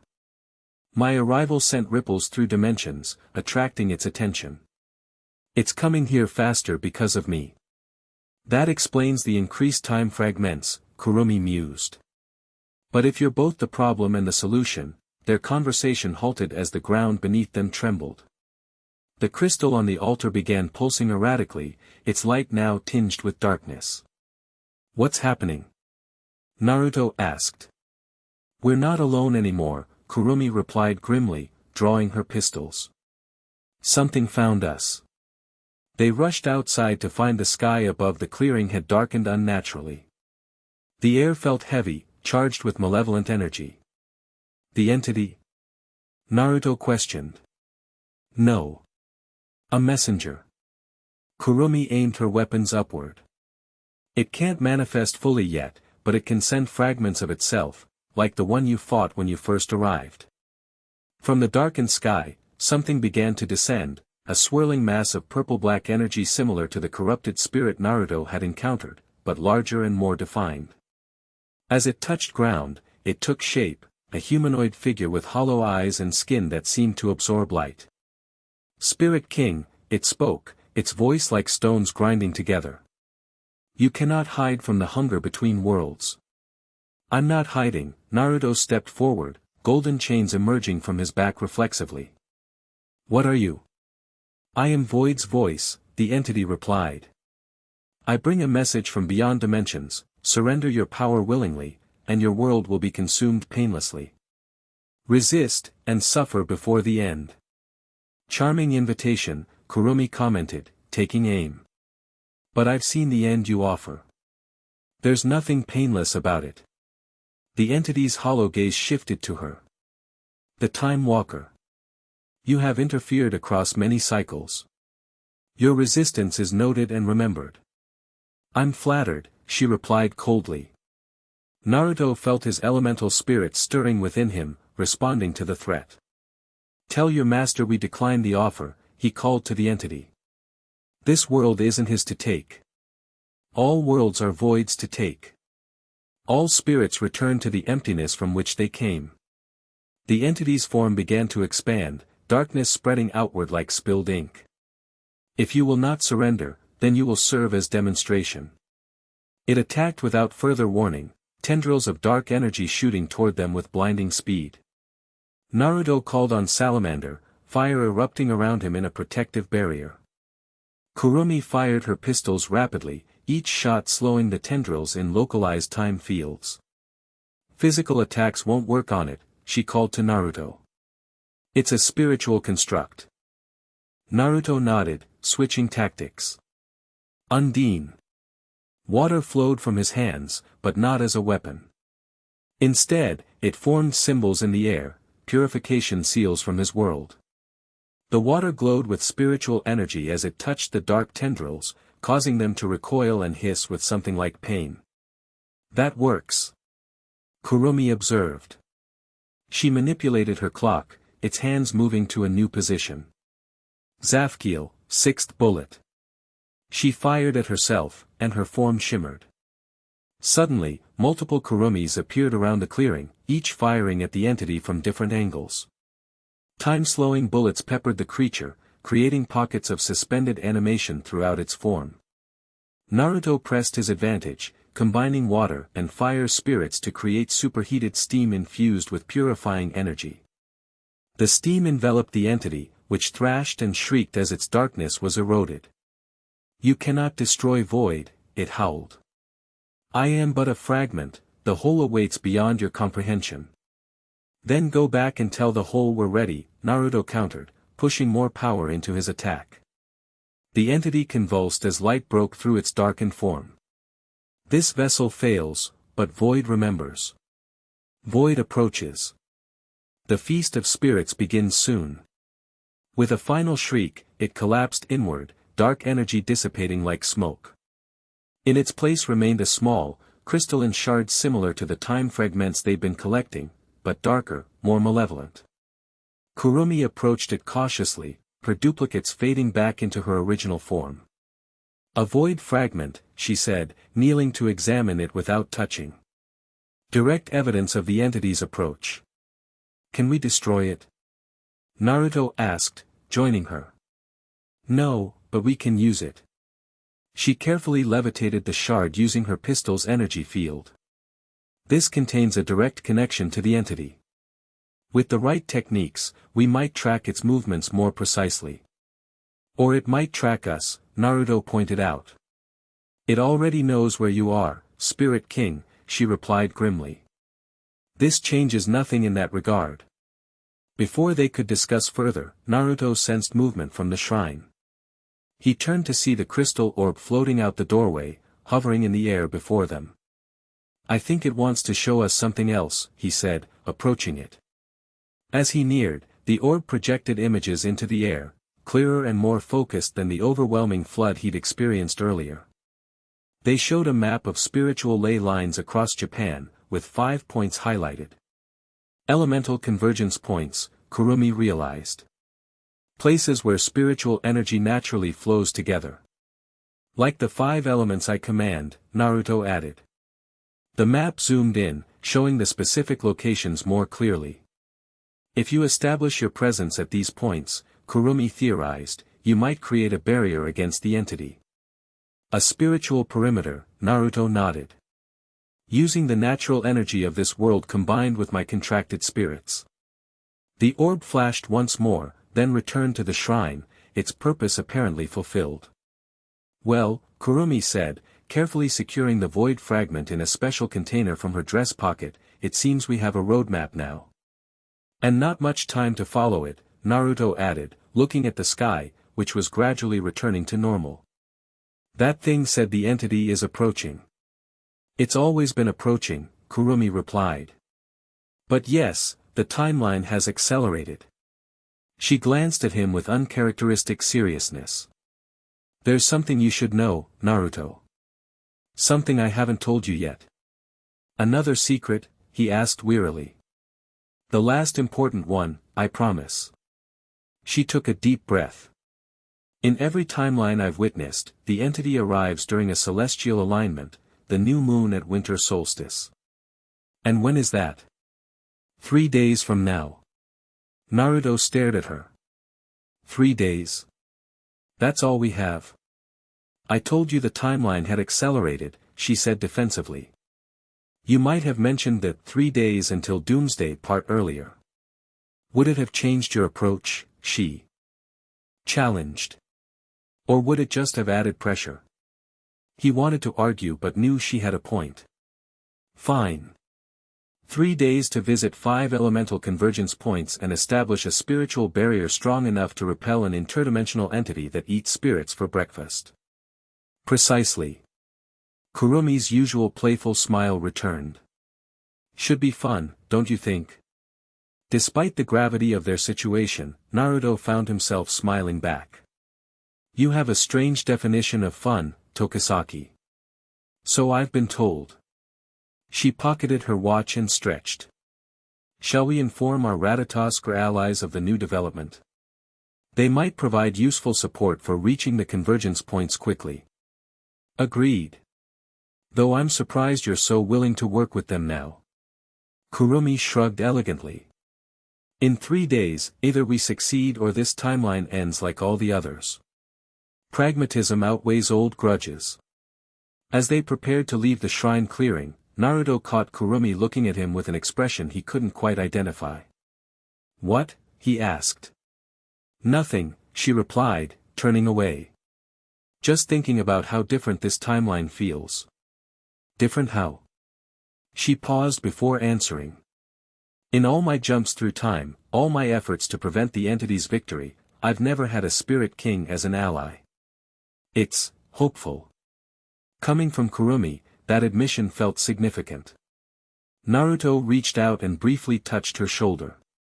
We'll make it count, he promised. This timeline ends differently. She looked back at him, mismatched eyes reflecting complex emotions. Yes, she agreed softly. I believe it might. Ratatoskr's response to their discovery was immediate. Within hours of receiving Kurumi's message, Shido had mobilized teams to begin preparations at each of the 5 convergence points. We'll handle transportation and security, he explained during their briefing aboard Fraxinus. Our teams are already clearing civilians from each location under various pretexts, maintenance work, geological surveys, that sort of thing. What about the council? Naruto asked. And AST? Won't they interfere? I've reached an understanding with the council, Shido replied. Miku was helpful in mediating. They'll observe but not interfere. As for AST, he grimaced slightly, let's just say they've been given very clear instructions from higher authorities to stand down. Political connections, Kurumi explained to Naruto. Shido's family has pull in certain circles. The plan seems straightforward on paper, Kotori interjected, bringing up a display of the 5 locations. Naruto visits each convergence point, establishes a spiritual connection using his elemental contracts, then links them together to form a barrier against the entity. But there's a complication, Rain added, adjusting her glasses. The void fragment you recovered indicates the entity is already sending advance forces. We've detected similar energy signatures at 2 of the convergence points. It knows what we're planning, Naruto realized. It's encountered Spirit Kings before, Kurumi said quietly. In other dimensions, other timelines. It learns and adapts. Then we need to move fast, Naruto decided. Starting with the compromised points. The mountain location is most critical, Rain indicated a point on the map. It's showing the highest concentration of void energy. That's our first target then, Naruto said. When do we leave? Immediately, Shido replied. A transport is ready. As they prepared to depart, Hikari approached Naruto hesitantly. I want to help, she said. I've been training with my powers. I'm stronger now. Naruto smiled at her. I know you are. But this mission requires specific elemental affinities. Actually, Kurumi interrupted, surprising everyone, she might be useful. Her spirit energy signature has properties that might help stabilize the connection points. Naruto gave her a curious look, but Kurumi just shrugged. What? I can be tactically objective. Alright, Naruto agreed. Hikari comes with us to the mountain. As they boarded the transport, Kurumi fell into step beside him. You realize this is likely a trap, she said quietly. The entity deliberately revealed its presence at the convergence points to draw you there. Of course it's a trap, Naruto replied. But that doesn't change what we need to do. No, she agreed. It just means we need to be prepared for anything. The mountain convergence point was located on a remote peak several hours from Tengu City. As their transport helicopter approached, Naruto could see why this location was significant. 5 distinct ecosystems converged at the summit, creating a natural elemental crossroads. The void energy is concentrated in the central clearing, Rain informed them through their communication devices. Satellite imagery shows unusual formations that weren't there last week. Void constructs, Kurumi explained. Physical manifestations of the entity's influence. As the helicopter circled, Naruto could see them, jagged, crystalline structures jutting from the ground like black teeth. They seemed to absorb the sunlight that touched them, creating unnatural shadows. Those will try to corrupt any spiritual energy you channel, Kurumi warned. They need to be purified before you can establish your connection point. That's where I come in, Hikari said with newfound confidence. My energy can neutralize corruption, I've been practicing with Ratatosk. The helicopter landed in a clearing away from the void constructs. As they disembarked, Naruto felt the natural energy of the mountain, strong and vibrant despite the corruption nearby. I feel all 5 elements here, he said. They're in perfect balance naturally. That's why it's a convergence point, Kurumi replied. And why the entity targeted it first. They approached the central clearing cautiously. The void construct seemed to pulse with awareness, as if sensing their presence. I'll take point, Naruto decided. Kurumi, cover our flanks. Hikari, stay between us until we need your purification ability. They moved forward in formation. As they entered the clearing, the air grew noticeably colder, and sound seemed muted, as if the void constructs were absorbing not just light but all forms of energy. They're reacting to your presence, Kurumi observed, pistols drawn. Get ready. The nearest construct suddenly cracked open, revealing a dark, swirling mass within. It shot toward them with frightening speed. Void Scout. Kurumi called, firing rapidly. Her time-slowing bullets created pockets of suspended animation in the creature's form, but it continued advancing through unaffected portions. Naruto called on Salamander, fire erupting around his hands. He launched a concentrated blast at the Void Scout, which shrieked as flames ate away at its darkness. Fire works best, he shouted. They're vulnerable to purifying flames. More constructs began cracking open around the clearing, Void Scouts emerging like wasps from a disturbed nest. Kurumi's fingers blurred as she fired, creating a complex web of time distortions to slow their approach. Hikari, now. Naruto called. The purple-haired spirit stepped forward, hands raised. Purple energy gathered around her, then shot outward in waves. Where it touched the Void Scouts, their darkness seemed to crystallize, becoming brittle. Perfect. Naruto followed up with fire attacks, the purifying flames shattering the crystallized void entities. Together, they cleared a path toward the center of the clearing. The convergence point is just ahead, Kurumi called, reloading her pistols with practiced efficiency. That large construct at the center, that's their anchor. The structure she indicated was massive compared to the others, a twisted spire of void-infused crystal that pulsed with malevolent purpose. At its base, natural energy visibly flowed inward, being corrupted and absorbed. That's draining the mountain's spiritual energy, Naruto realized. We need to destroy it completely.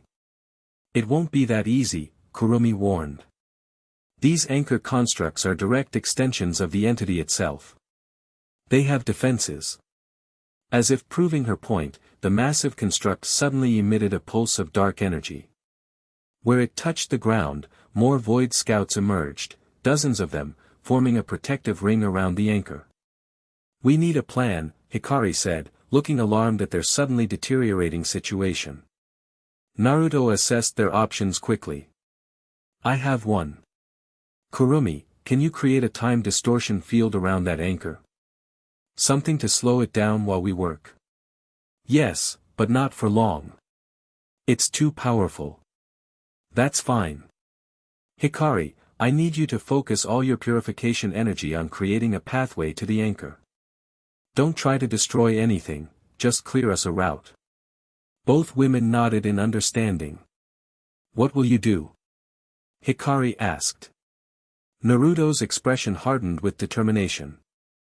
I'm going to summon all 5 elemental spirits simultaneously and overload that thing from the inside out. Kurumi's eyes widened. That level of manifestation could be dangerous for you. We're out of safe options, he replied. On my mark. They positioned themselves strategically. Kurumi raised her pistols, focusing on her clock manifestation. Zafkiel, 7th bullet. She fired directly at the anchor, creating a massive temporal distortion that slowed the construct's energy pulses to a crawl. Now, Hikari! Naruto shouted. Hikari thrust both hands forward, purple energy streaming from her in a concentrated beam. It carved a path through the void scouts, crystallizing them in place rather than attempting to destroy them, creating a temporary corridor to the anchor. My turn, Naruto muttered. He closed his eyes, reaching deep within to where his elemental contracts resided. I need all of you, he communicated to them. Full manifestation. The response was immediate and powerful. The air around Naruto began to change dramatically as multiple spirits answered his call. Salamander's fire spiraled around his right arm, Undine's water flowed around his left. Gnome's earth energy solidified beneath his feet while Sylph's wind lifted his hair. From his core, Bolt's lightning crackled across his skin, connecting all elements in a circuit of power. The strain was immense. Maintaining 5 full elemental manifestations simultaneously demanded more energy than Naruto had ever channeled before. But the mountain location helped, its natural convergence of elements supporting his efforts. Now, he shouted, both to his companions and to the spirits within him. Kurumi intensified her time field, forcing the anchor into near stasis. Hikari widened the purified path, clearing the final approach to the construct. Naruto charged forward, each step leaving elemental impressions in the ground, scorch marks, puddles, stone outcroppings, gusts of wind, electrical burns. The void scouts tried to intercept him but couldn't penetrate the elemental barrier surrounding his body. He reached the anchor and placed both hands against its surface. The void crystal was cold beyond normal physics, a cold that seemed to drain life itself. But Naruto's elements protected him from its touch. By the contract of elements, he intoned, words carrying spiritual weight, I reclaim this convergence point. He pushed all 5 elemental energies into the void construct simultaneously. The crystal initially resisted, trying to corrupt and absorb the power. But Naruto wasn't just channeling raw energy, he was directing living spirits with intelligence and purpose. The elements attacked the void from within, each finding weaknesses the others reinforced. Fire burned away corruption, water purified tainted energy, earth provided stability, wind carried purification throughout the structure, lightning shattered corrupted bonds at their core. The anchor began to crack, dark energy leaking from growing fissures. It pulsed with what seemed like panic, void scouts rushing back to defend it. But they were too late. Now, pull back. Kurumi called urgently. It's going to. The void anchor exploded with catastrophic force, releasing all the corrupted energy it had accumulated. Naruto was thrown backward, the elemental barrier around him absorbing most of the impact. Kurumi caught him with a time-slowed field, preventing serious injury. As the dark energy dissipated, something remarkable happened. The natural spiritual energy of the mountain, freed from corruption, rushed into the clearing. Where the void anchor had stood, a vortex of pure elemental energy now formed, earth, water, fire, air, and lightning in perfect harmony. The convergence point, Hikari breathed in awe. It's purified. Naruto approached it cautiously, still maintaining connection with his elemental spirits though at reduced intensity.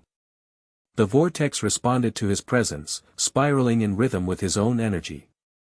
This is it, he said. The first anchor point for our barrier. He extended his hands into the vortex, allowing his contracted spirits to connect with the mountain's natural energy. Golden chains extended from his back, plunging deep into the ground at 5 equidistant points around the vortex. I, Naruto Uzumaki, Spirit King, claim this convergence as the first pillar of protection, he declared formally. By the covenant of elemental harmony, let this point stand against the void. The vortex flared brightly, then condensed into a glowing crystal spire, similar in shape to the void anchor but composed of pure, harmonized spiritual energy. The golden chains sank completely into the ground, invisible but present, forming a spiritual foundation. Naruto stepped back, visibly drained but satisfied. 1 down, 4 to go. Kurumi approached, studying the crystal formation with genuine admiration. In all my temporal jumps, I've never seen anything like this. Will it hold? Hikari asked. It will, Naruto confirmed. The mountain itself is sustaining it now, through the elemental balance that naturally exists here. Their communication devices crackled to life with Shido's voice, readings confirm successful establishment of the first barrier point. Energy signature is stable and expanding. But we have a problem, void activity has spiked at all remaining convergence points. They know what we're doing. They're adapting, Kurumi said grimly. Reinforcing their positions at the other locations. Then we adapt too, Naruto replied, determination overshadowing his fatigue. What's the next closest point? The coastal formation, Shido answered. 30 minutes by helicopter. But satellite imagery shows heavy void construct activity there, much worse than what you just faced. Naruto exchanged looks with Kurumi and Hikari. Then we'll need reinforcements. Ratatoskr teams are already mobilizing, Shido assured them. Not just them, Naruto clarified. Kurumi, you said the council was observing. Time to ask them to do more than watch. Kurumi smiled slightly. You want to recruit the spirit faction that was unsure whether you're their salvation or destruction? Exactly. Naruto looked at the crystal formation they'd created, proof of his intentions and abilities. Send them visual confirmation of what we've accomplished here. If they truly care about spirit survival, they'll help protect the remaining convergence points. I'll contact Miku, Hikari volunteered. She respects me since I'm a new spirit. She might listen. As they headed back to the helicopter, Kurumi fell into step beside Naruto. That was dangerously close, she said quietly. Channeling all 5 elements at full manifestation nearly overwhelmed you. I know my limits, he replied. Do you? She sounded genuinely concerned. Because at the coastal point, you'll face stronger resistance with less spiritual support. The ocean convergence doesn't have the balanced elemental harmony of this mountain. Naruto considered this. Then I'll need to rely more heavily on Undine at that location. Water against water. And at the volcano point? The desert? The storm peak? Each will require different approaches, different balances. She shook her head. For more manifestations of that intensity in 3 days. I don't have a choice, Naruto said simply. Kurumi studied him for a long moment. No, she finally agreed. Neither of us do.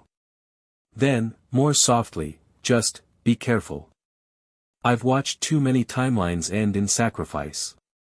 The genuine concern in her voice surprised him. Kurumi Tokisaki, are you worried about me? She rolled her mismatched eyes, mask of playfulness sliding back into place. I'm worried about my investment. Do you know how tedious it would be to start over with a new timeline now? But there was something in her expression that belied her flippant words, something Naruto was beginning to recognize as her true self peeking through the carefully crafted persona. We'll make it work, he promised. All 5 points, within 3 days. The entity doesn't get to win this time. Kurumi's smile turned genuine, if small. No, she agreed. Not this time. The coastal convergence point was a nightmare of void corruption. From the helicopter, they could see the beach and surrounding water had turned an unnatural black, void constructs rising from the surf like twisted sculptures. The natural meeting point of land and sea, a place of powerful elemental convergence, had been heavily fortified by the entity's influence. But they weren't facing it alone. True to Naruto's hope, the Spirit Council had responded to their evidence. As the helicopter approached, they saw figures engaged in battle against void scouts along the shoreline. Miku came through, Hikari said with relief. Those are council spirits. Naruto recognized some from Shido's briefings: Toka, a powerful spirit wielding a massive energy sword; Yoshino, controlling ice alongside a rabbit puppet; Kagaya and Yuzuru, twin spirits manipulating wind from different angles. They fought alongside Ratatoskra personnel, pushing back the void forces from the beach. They've secured a landing zone, the pilot informed them, bringing the helicopter down on a cleared section of sand. As they disembarked, Miku approached them, deflecting void projectiles with sonic shields. Spirit King, she greeted Naruto formally. The council acknowledges your efforts at the mountain convergence. We offer our assistance in establishing the remaining barrier points. Glad to have you, Naruto replied sincerely. We need to reach the exact convergence point. Where's the highest concentration of void constructs? Miku pointed toward a rocky outcropping extending into the water. There. The anchor is partially submerged, making it difficult to approach. Yoshino has been trying to freeze a path, but the void corrupts her ice almost immediately. Naruto assessed the situation quickly. Kurumi, can you create time fields to slow the water? Corruption around a pathway. Temporarily, she confirmed. But we'll need to move fast. Hikari, you'll come with us for purification support. Miku, can your forces maintain the perimeter while we target the anchor directly? The blue-haired spirit nodded. We'll hold them back. But be warned, this anchor is adapting. It seems to learn from each attack. The entity is getting desperate, Kurumi commented. It knows what we're attempting now. They moved into position, fighting through waves of void scouts. The other spirits provided impressive support. Toka's energy sword cleaved through corrupted constructs while the wind twins created protective cyclones around their advance. Reaching the water's edge, Naruto called primarily on Undine. Water swirled around him, responding to his command but also to the natural affinity of the location. Despite the void corruption, the elemental essence of water remained strong here. Ready? He asked his companions. Kurumi raised her pistols, Zafkiel manifesting behind her. Path incoming. She fired a series of precisely calculated shots into the corrupted water. Where each bullet hit, time slowed to near stasis, creating stepping stones of temporarily stable surface through the blackened sea. Move quickly, she warned. Each field will only hold for seconds. They dashed forward, leaping from one time-frozen spot to another. Void tendrils reached for them from the depths but couldn't penetrate Kurumi's temporal barriers fast enough. As they neared the rocky outcropping, they saw the void anchor, a massive crystal formation half submerged in the water, pulsing with dark energy. Unlike the mountain anchor, this one had developed defensive appendages, whip-like tendrils that lashed out at anything approaching. "It's evolved," Kurumi observed grimly. "Adapting to our previous strategy." "Then we adapt too," Naruto replied. He focused on the water surrounding him, communing with Undine. "The ocean has its own spirit, ancient and powerful. I need to connect with it directly." Without warning, he dove into the corrupted water beside their temporal pathway. "Naruto!"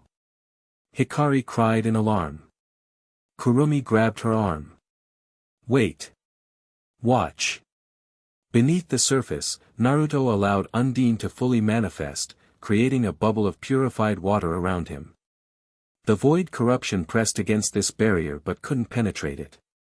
He swam deeper, toward the base of the void anchor.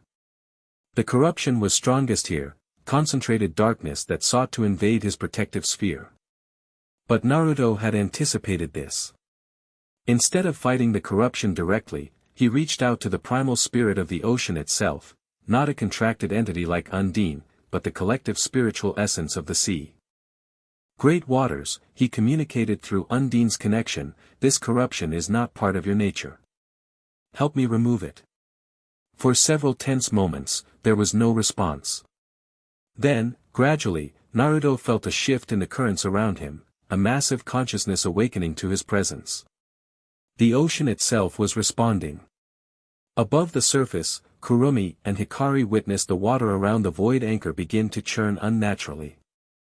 The blackness started to separate, pure blue water pushing through the corruption like veins of clarity through darkness. "What's happening?" Hikari asked in wonder. "He's communing with the ocean spirit," Kurumi realized. "Not just his contracted water elemental, the actual spiritual essence of this location." The churning intensified. A whirlpool formed around the void anchor, pulling corrupted water away from the structure while clean currents rose from the depths. The defensive tendrils thrashed ineffectively against the powerful rotation. Then Naruto surfaced at the center of the vortex, standing atop the water directly before the anchor. His body glowed with blue-white energy, Undine fully manifested around him like liquid armor. "Now, Hikari," he called out. Understanding immediately, Hikari focused her purification energy, sending it across the water's surface toward Naruto. Where her purple energy met his blue aura, they merged into a brilliant lavender light that spread through the vortex.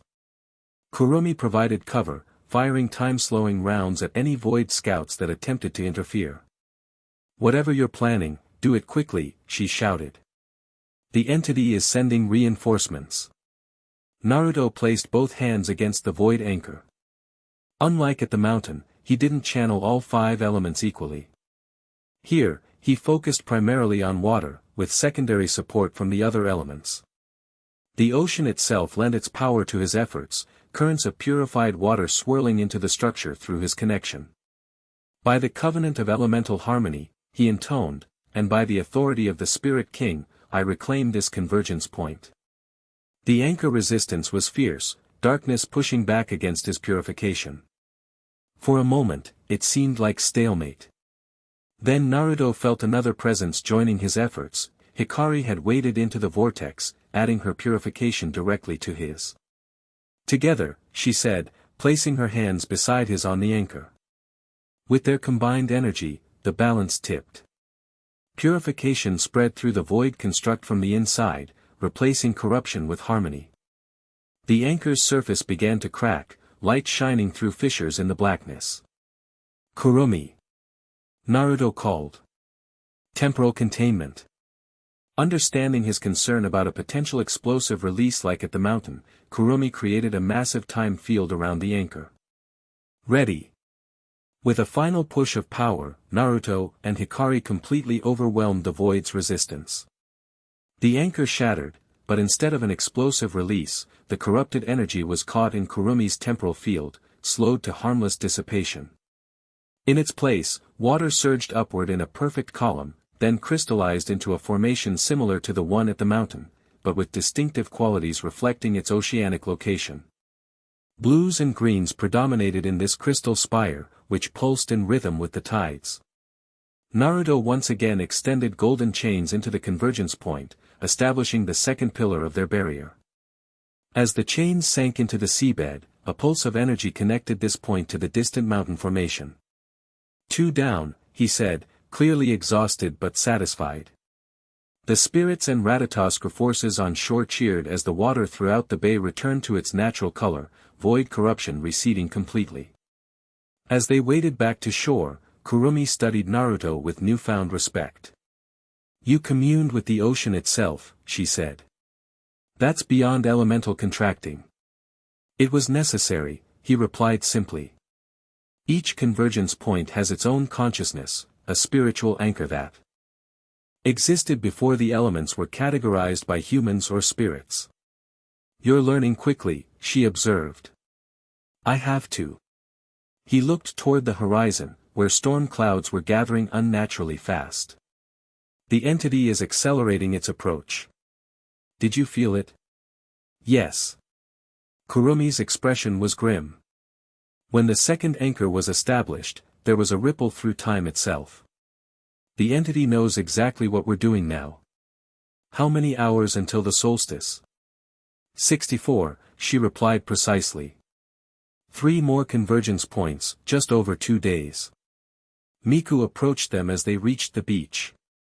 "The council is impressed," she said. "Your method of purification preserves the natural spiritual energy rather than simply destroying the corruption." "That's the point," Naruto explained. "We're not just fighting the entity, we're restoring balance. Each convergence point becomes stronger than it was before." "The desert location should be our next target," Kurumi suggested. "It's showing the least void activity currently." "Then we strike there before they can reinforce it," Naruto agreed. He turned to Miku. "Will the council continue to help?" "Yes," she confirmed. "We'll split our forces between the remaining locations to thin the entity's defenses." As they prepared to board the helicopter for the desert convergence point, Hikari touched Naruto's arm. "You're pushing yourself too hard," she said quietly. "I can feel how much energy you're expending." "I'm fine," he assured her, though they both knew it wasn't entirely true. Establishing 2 anchor points in rapid succession had drained him significantly. "You need to rest," she insisted. "There's no time." "There never is," Kurumi interjected, surprising them both with her sudden appearance. "But she's right. Your energy signature is fluctuating. You need at least a few hours of recovery before the desert point." Naruto wanted to argue but knew they were right. "Fine. Short rest during transport." As the helicopter lifted off, carrying them toward the desert convergence, he leaned back and closed his eyes. Within moments, he was in communion with his contracted spirits, replenishing energy through their connection. Kurumi watched him with an unreadable expression. When she thought no one was looking, she gently adjusted his position to make him more comfortable. Hikari noticed but said nothing, simply sharing a knowing glance with the time spirit. Despite their differences, they were united in one thing: concern for the spirit king who had crashed into their world and changed everything. The helicopter flew onward, racing against a deadline measured not just in hours, but in the survival of multiple worlds. Chapter 3, Elemental Ascension. The desert stretched before them like a golden ocean, dunes rippling to the horizon under the merciless sun. Heat waves distorted the air, creating mirages that shimmered and vanished. But Naruto knew the dark structures rising from the central dunes were no illusion. Void constructs, he confirmed, shielding his eyes as they observed from a ridge. Fewer than at the coastal point, but more concentrated. Kurumi nodded, her gothic outfit remarkably unaffected by the desert heat. "They're learning. Quality over quantity now." The Ratatoskr transport had dropped them miles from the actual convergence point to avoid detection. Now, they assessed their approach with the desert sun beating down on them. "The desert spirit feels dormant," Naruto observed, placing his palm against the sand. "Not active like the ocean was." "Makes sense," Kurumi replied. "Water and air move constantly. Earth and fire need awakening." Hikari, who had insisted on joining them despite the dangers of their previous encounters, pointed toward the horizon. Something's moving out there. Squinting, they spotted dust clouds approaching from multiple directions, not natural desert storms, but vehicles. "AST," Kurumi said with a frown. Apparently someone didn't get Shido's memo about standing down. Or chose to ignore it, Naruto muttered. He touched his communication device. "Shido, we've got AST incoming at the desert point." "What's going on?" Static crackled before Shido's voice came through, tense and distorted. "Rogue faction.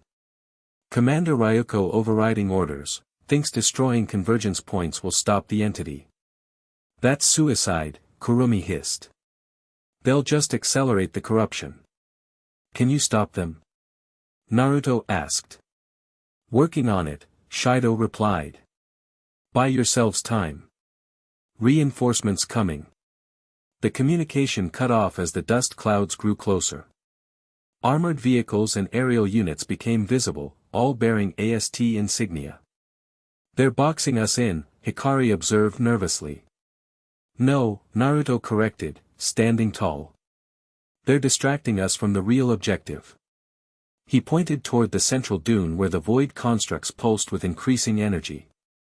"The entity is using their attack as cover to strengthen its hold here." Kurumi checked her antique timepiece. 52 hours until solstice. "We can't afford delays."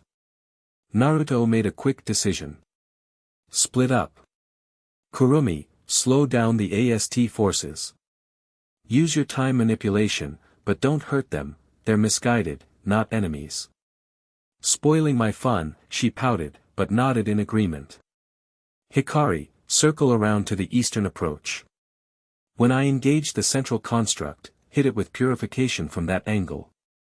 "What about you?" Hikari asked. Naruto's expression hardened with determination. "I'm going straight through the front door." Before they could argue, he was moving, sprinting down the dune toward the central structure. Sand swirled around his feet as Gnome's earth energy responded to his call, solidifying his footing on the unstable terrain.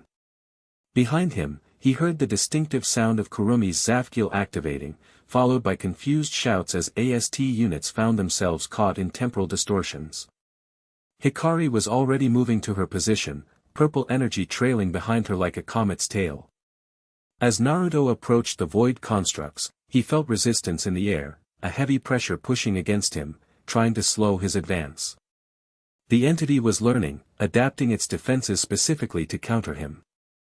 "Not gonna work," he muttered, calling on Salamander. Fire ignited around his body, burning away the void's oppressive influence. The desert heat, rather than hindering him, became fuel for the fire spirit's manifestation. The nearest constructs reacted instantly, sprouting crystalline projectiles that launched toward him with deadly precision. Naruto didn't slow, instead, he accelerated. Golden chains erupted from his back, deflecting projectiles while propelling him forward in leaping bounds. When he landed at the base of the central dune, void scouts emerged from the sand, not the amorphous forms they'd encountered previously, but creatures with distinct shapes. These resembled scorpions and snakes, adapted to desert conditions. "You're really getting creative," Naruto told the entity, knowing it could hear him through its extensions.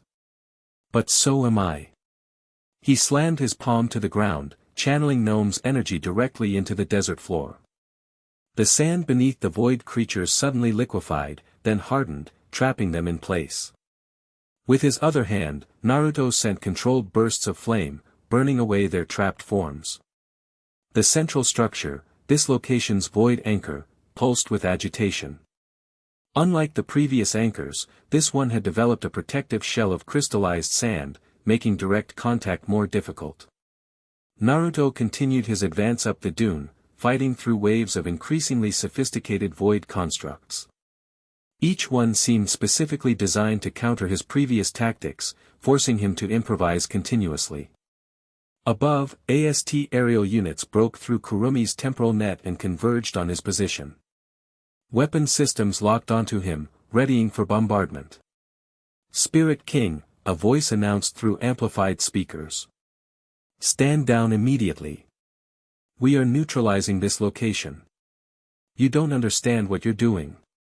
Naruto shouted back, not slowing his climb. Destroying this point will only strengthen the entity. We have our orders, came the reply, followed by the distinctive sound of missiles launching. Naruto braced himself, but the expected impact never came. Instead, a massive purple energy shield materialized above him.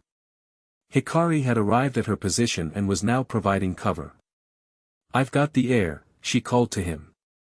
Get to the anchor. Naruto redoubled his efforts, pushing through the final defensive line of void constructs. The anchor now loomed before him, a twisted spire of black crystal shot through with corrupt yellow energy, its shell shifting constantly like living armor. Now for the hard part, he muttered. Unlike water or mountain environments, the desert's primal spirit was buried deep, dormant beneath centuries of sand. Naruto would need to awaken it before he could establish the convergence point. He placed both hands against the anchor's shell, ignoring the burning sensation where void energy tried to corrupt his own. Golden chains shot from his back, plunging deep into the sand around the structure, seeking the desert's buried heart. Gnome, he called to his earth spirit, I need to go deeper. The earth element responded, his chains tunneling down through layers of sand to the bedrock below. There, faint but present, Naruto felt the slumbering consciousness of the desert itself. Ancient One, he communicated through his spiritual energy, the void threatens all elements. Lend me your strength to protect what is yours. For long moments, there was no response. Above him, the battle intensified as AST forces engaged both the void constructs and Kurumi, who was trying to prevent them from interfering. Hikari's shield flickered under sustained fire. Then, just as Naruto began to fear the desert spirit was too dormant to respond, he felt movement beneath him. The ground trembled, not violently, but with purpose. Sand shifted around the void anchor, revealing glimpses of bedrock beneath. Yes, Naruto encouraged. Reclaim your domain. The desert's response accelerated. Sand began flowing away from the central dune like water, exposing ancient stone formations that had been buried for millennia. The void anchor shuddered as its foundation was literally pulled out from under it. Taking advantage of the momentary weakness, Naruto focused on the newly exposed stone beneath the anchor. By the covenant of elemental harmony, and by the authority of the Spirit King, I reclaim this convergence point. He channeled primarily earth energy through Gnome, supported by fire from Salamander, the two elements most attuned to this location. The energy flowed from him into the ancient stone, then up into the void anchor from below.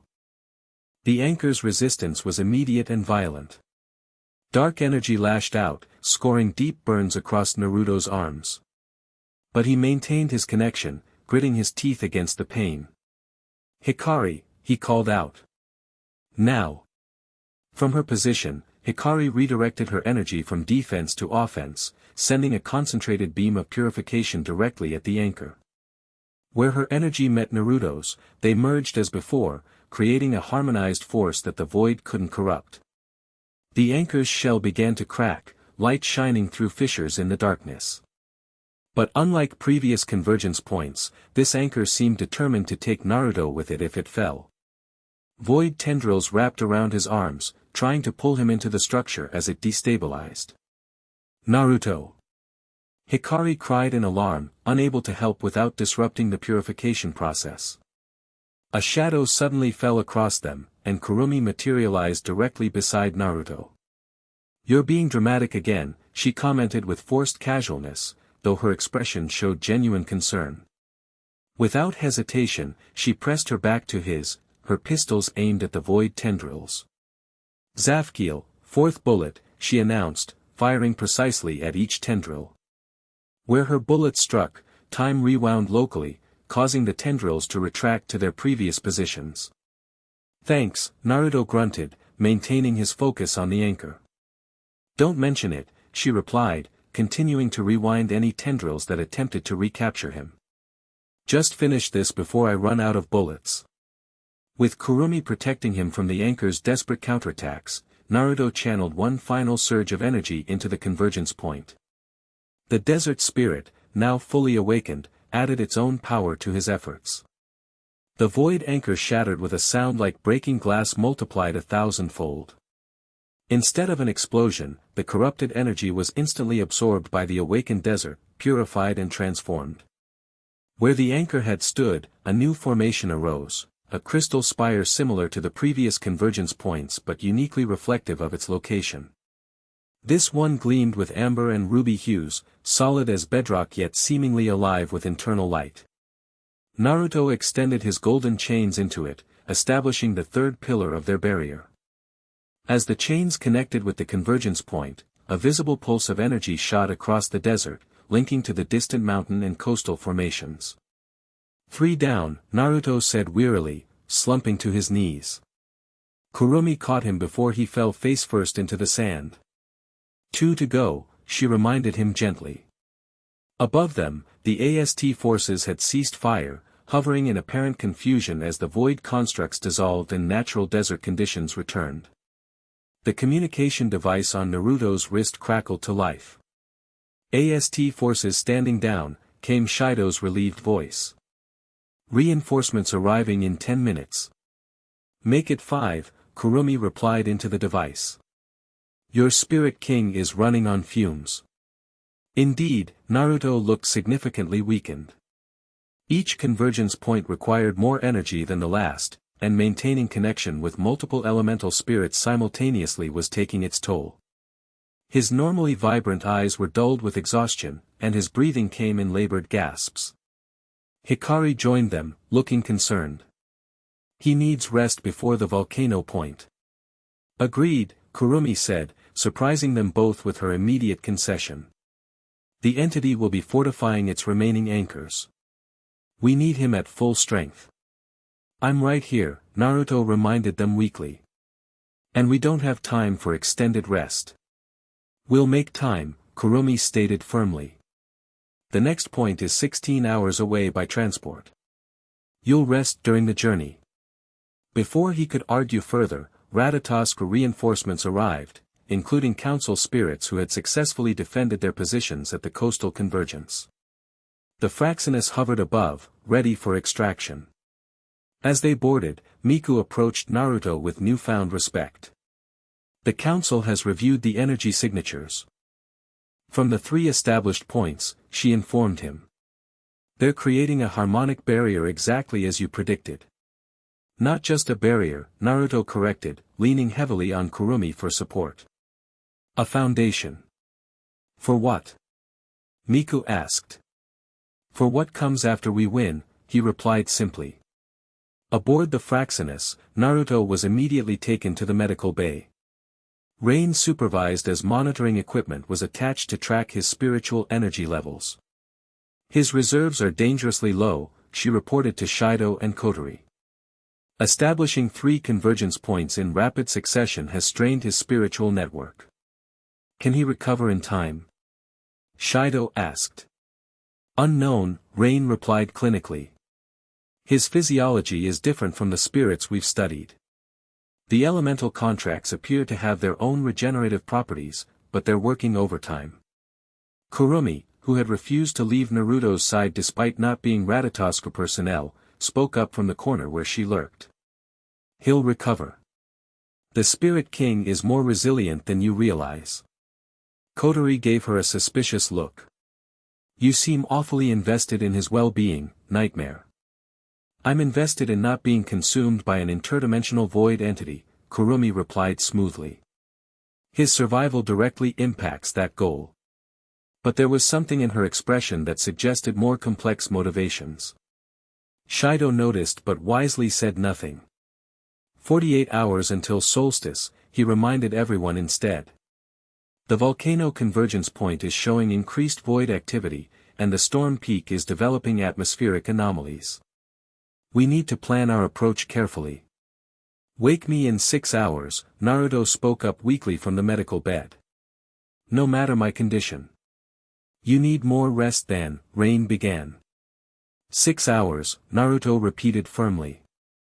The entity is gathering strength with every passing minute. We can't afford delays. After a moment of tense silence, Shido nodded. 6 hours. But only if Rain confirms you're stable enough to continue.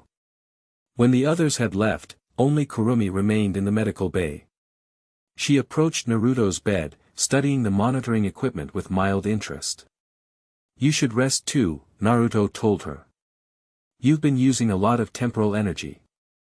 I'll manage, she replied, pulling up a chair. Someone needs to make sure you don't do anything heroically stupid while recovering. Like what? Like trying to astrally project to the convergence points to get a head start, she said knowingly. I can see the calculations in your eyes. Naruto managed a weak smile. Am I that transparent? Only to someone who's been watching timelines unfold for centuries. She leaned back in her chair, examining her pistols casually. Besides, your contracted spirits are currently focused on healing you. Disturbing that process would be counterproductive. Naruto studied her for a moment. You know, for someone who claims to be using me as a resource, you show an awful lot of concern for my well-being. Enlightened self-interest, she replied without looking up from her weapons.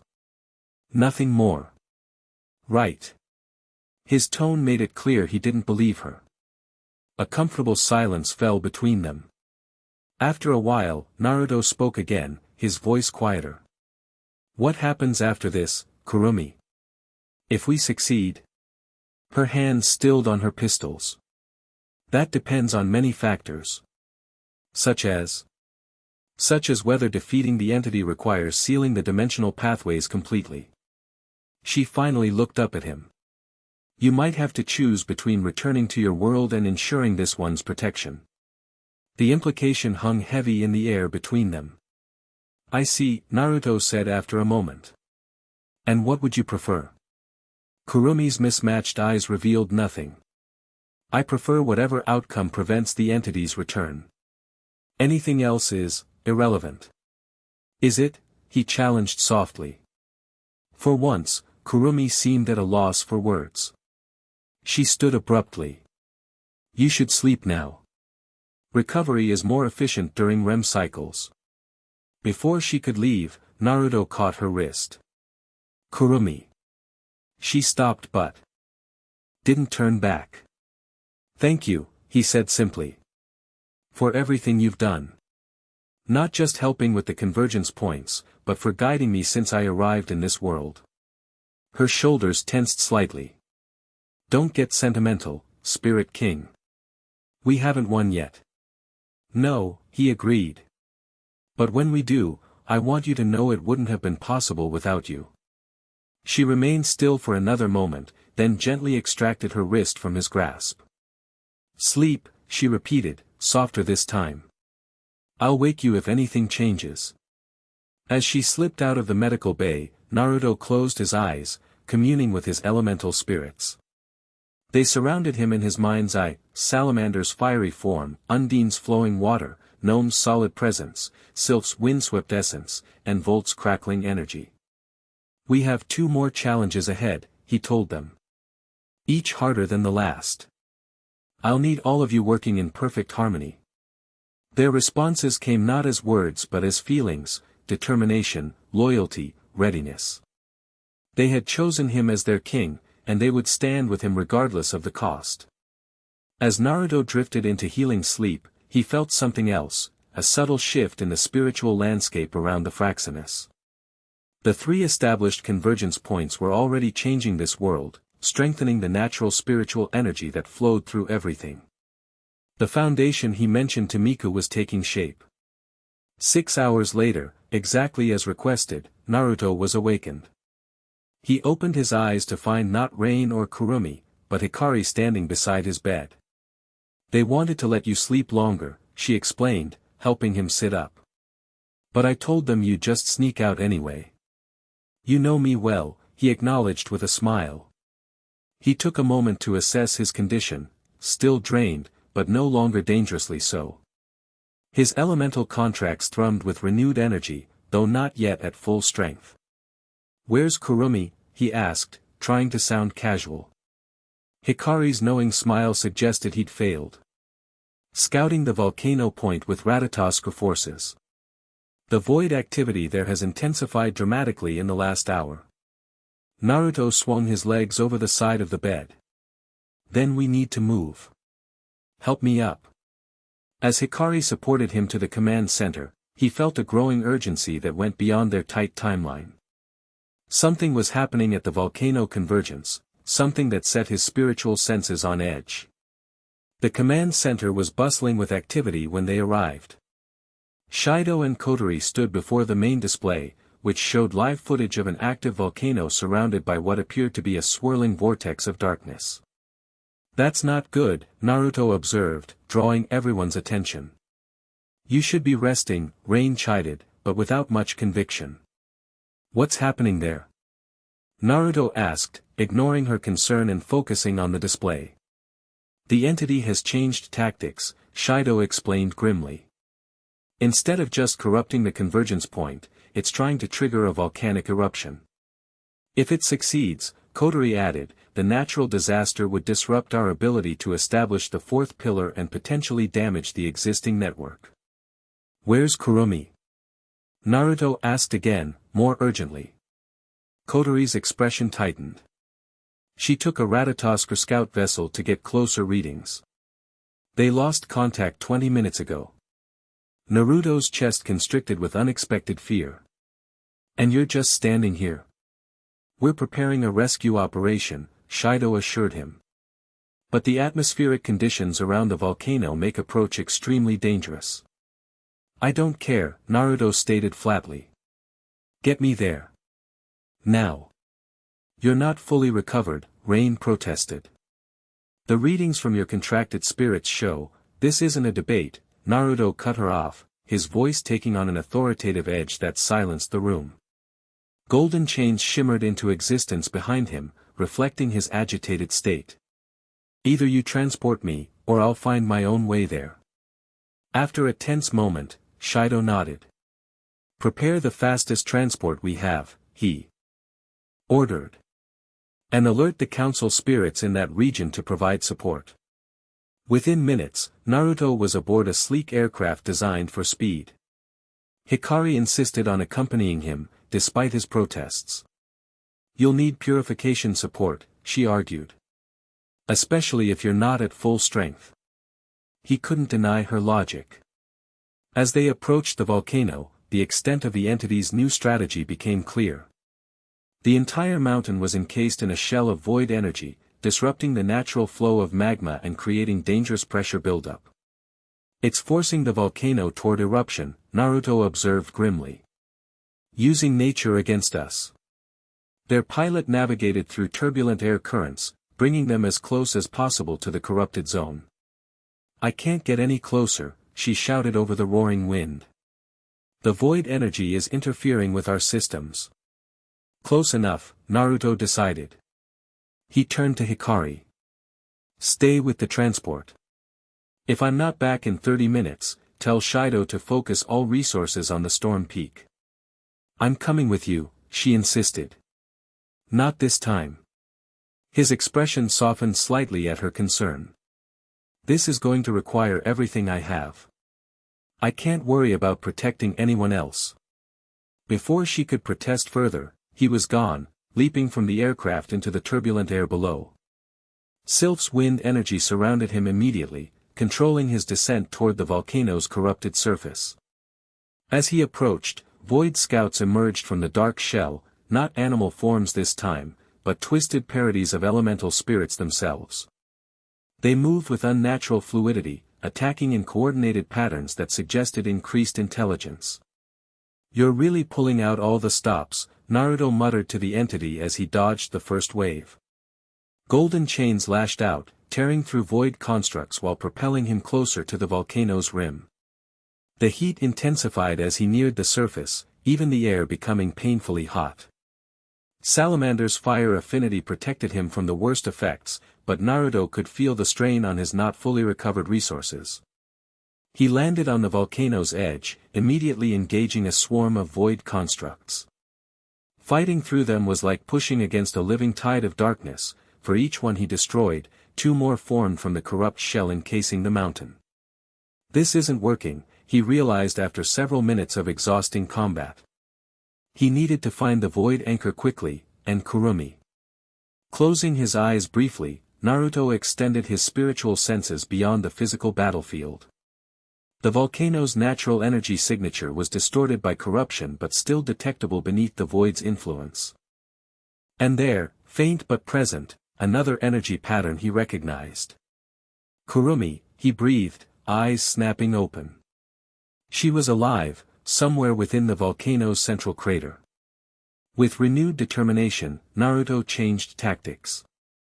Rather than fighting through endless void constructs, he called primarily on Gnome and Salamander, the elements most attuned to volcanic environments. Earth hardened beneath his feet, creating a protective path as he sprinted toward the crater rim. Fire swirled around him in a tornado of purifying flame, burning away void constructs before they could touch him. The combination drained his energy rapidly but cleared his path effectively. When he reached the crater's edge, Naruto finally saw what they were facing. The entire caldera had been transformed into a massive void construct, like the anchors at previous convergence points but exponentially larger. At its center, suspended within a crystalline prison, was Kurumi. "Let her go!" Naruto shouted, his voice carrying power that made the void construct ripple with disturbance. In response, tendrils of darkness shot upward from the construct, forming a vaguely humanoid shape that towered over him. When it spoke, the voice seemed to come from everywhere at once. "Spirit King," it intoned, the words themselves carrying corrupt energy. "Your persistence is noted. But futile." "I've heard that before," Naruto replied, standing his ground. "Yet here I am, 3 convergence points established. 3 points mean nothing. The final 2 are beyond your reach." The void entity's manifestation gestured toward Kurumi's imprisoned form. The Time Walker sought to interfere. "She will witness your failure from within my embrace." Naruto could see Kurumi was conscious within her prison, her mismatched eyes wide with what might have been fear or fury, possibly both. She appeared to be trying to use her temporal abilities, but the crystalline structure containing her seemed to be specifically designed to neutralize her powers. "Here's what's going to happen," Naruto stated with calm certainty that belied the fear gripping his chest. "I'm going to free her, establish this convergence point, and then we're going to move on to the 5th. Just like we did with the first 3. You barely survived establishing 3 points at full strength," the entity observed. "You stand before me diminished, alone. The Time Walker is contained. Your allies cannot approach. What hope remains?" As if to emphasize its point, the ground beneath Naruto trembled violently. The volcano was responding to the void's manipulation, magma rising dangerously close to eruption. "Hope isn't what I'm counting on," Naruto replied. "It's determination." Without warning, he launched himself directly at the void manifestation, golden chains shooting out in all directions. The entity reacted with surprising speed, darkness coalescing to intercept him midair. The collision sent shockwaves across the caldera. Naruto's chains sliced through portions of darkness, but the void simply reformed, unfazed by physical attacks. Tendrils wrapped around his limbs, burning with corrupt energy. "Foolish," the entity commented as Naruto struggled in its grasp. "Your physical prowess is impressive, but meaningless against me." "Who said anything about physical attacks?" Naruto grunted. Despite the pain of void corruption spreading up his arms, he was smiling. "I just needed to get closer." Before the entity could respond, Naruto closed his eyes and went completely still. The void constructs hesitated, sensing something changing but unable to identify the threat. Inside himself, Naruto gathered his remaining energy and focused it into a single purpose. "Everyone," he communicated to his contracted spirits, "I need all of you. Not as separate powers, but as one unified force." The response was immediate and profound.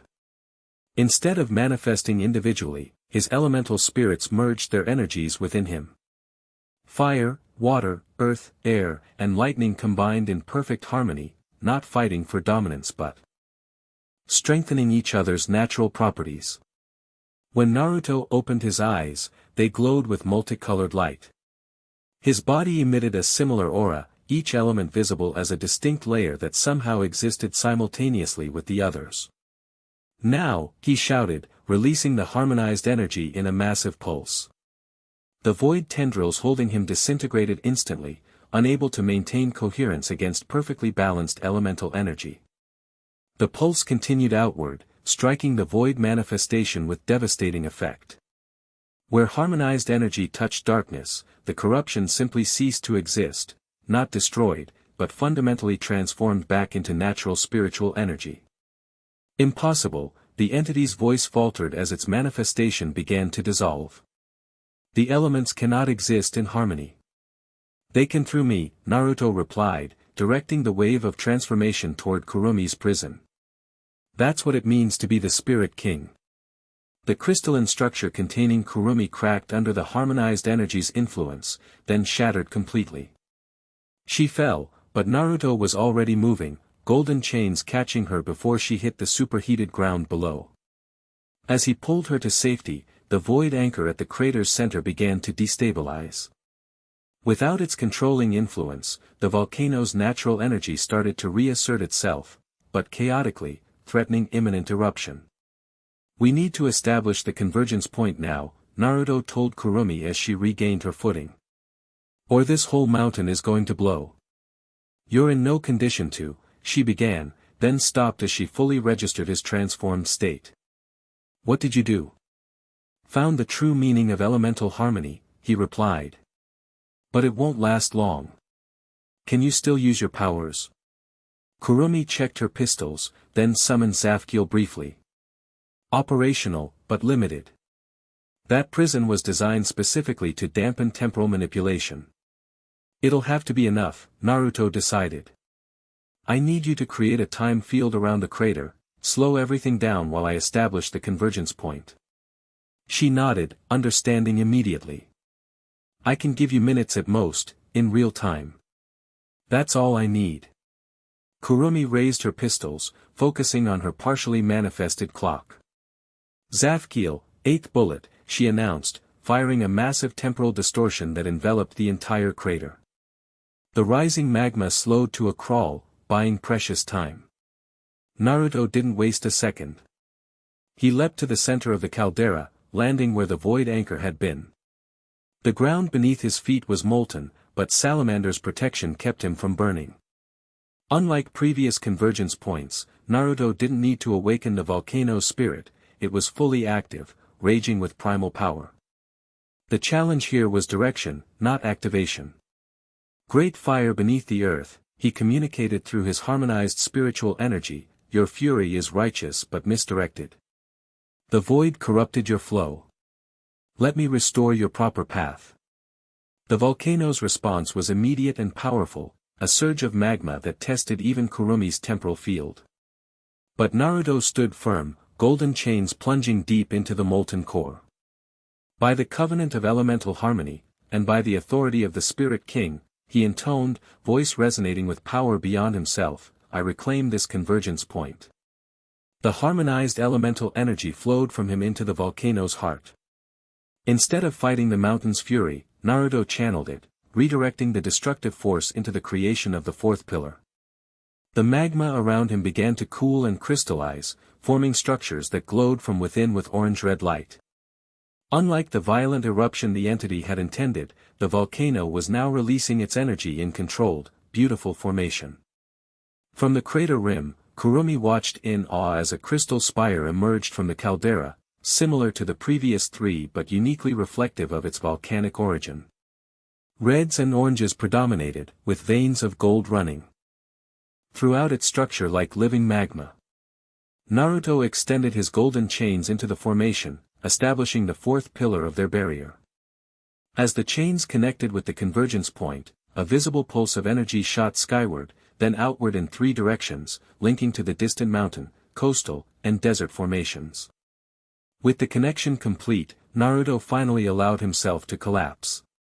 The harmonized state dissipated, leaving him dangerously depleted. He would have fallen into the still hot crater if Kurumi hadn't manipulated time around him, slowing his descent long enough to catch him with her own abilities. That, she told him as she pulled him to safety, was either the most brilliant or most reckless thing I've ever seen. And I've seen civilizations rise and fall. Did it work? He asked weakly. See for yourself. She helped him turn toward the caldera. Where chaos had reigned minutes earlier, perfect harmony now existed. The volcano had been neither suppressed nor allowed to erupt destructively. Instead, it had found balance, releasing pressure through controlled vents while maintaining its natural power.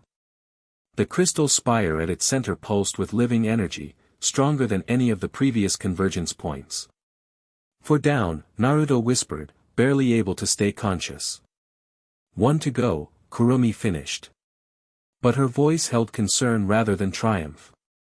Though how you'll manage it in this condition? Before she could finish, the communication device on her wrist activated. Shido's voice came through, tense with urgency. The Storm Peak convergence point has fully activated, he reported. Massive void manifestation in progress. All readings suggest the entity is beginning its final approach through that location. How long? Kurumi demanded. Energy patterns indicate full manifestation in approximately 36 hours. The solstice, she confirmed grimly. Right on schedule. Can you extract? Shido asked. Kurumi glanced at Naruto's barely conscious form. Send transport to these coordinates. And prepare your medical bay. The Spirit King pushed himself too far this time. After ending the communication, she knelt beside Naruto, genuine concern evident in her usually guarded expression. Why did you come for me? She asked quietly. You could have established the convergence point without risking yourself to free me first. Naruto's eyes flickered open, focusing on her with effort. You know why. The simple answer seemed to unsettle her more than any elaborate explanation could have. She looked away, uncharacteristically vulnerable. Foolish sentiment will get you killed, she murmured, but there was no bite in her words. Maybe, he acknowledged weakly. But it was worth it.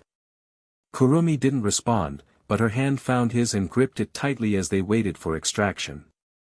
Absolutely not, Rain declared, her normally calm voice sharp with professional concern. His spiritual network is severely compromised. The harmonization technique he used at the volcano convergence damaged connection pathways between him and his contracted spirits. Naruto, lying once again in the Fraxinus medical bay, grimaced at her assessment. Is it permanent? Unknown, she replied more gently. Your physiology is unique. The pathways are attempting to heal themselves, but the process is slow. How slow? He pressed. Longer than the 32 hours we have before the entity fully manifests, Kotori interjected from where she stood with Shido and several council representatives. The atmosphere in the medical bay was tense. Hours had passed since their return from the volcano, and Naruto's condition had barely improved.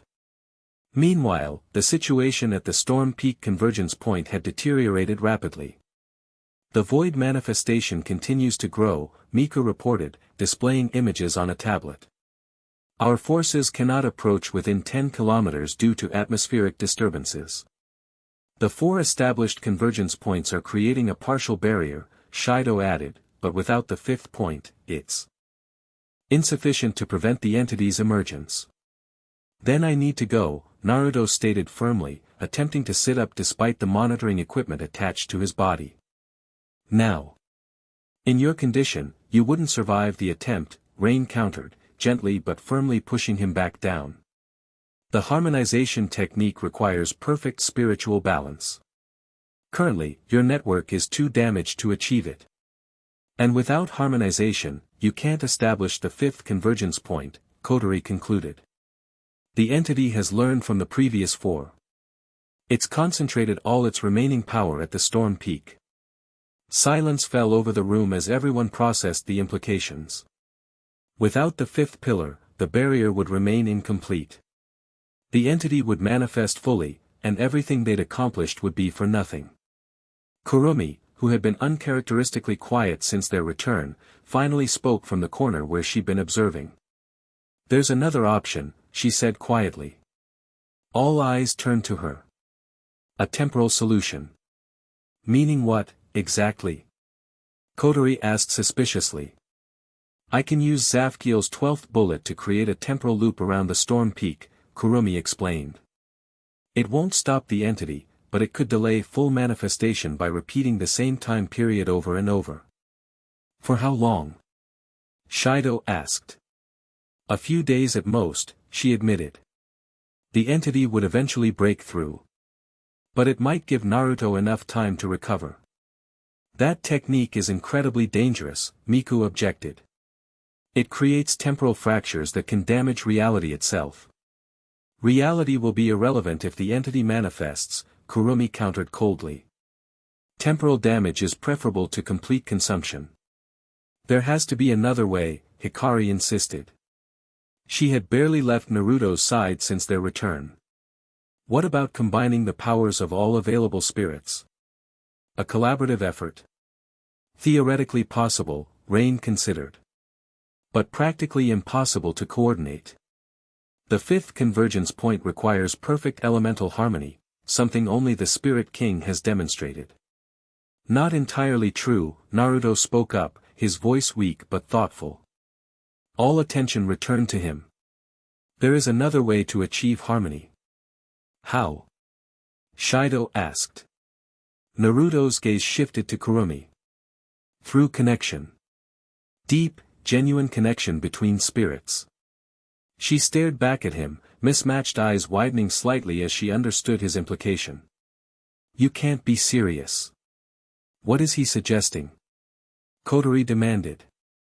"A spiritual bond," Kurumi explained reluctantly.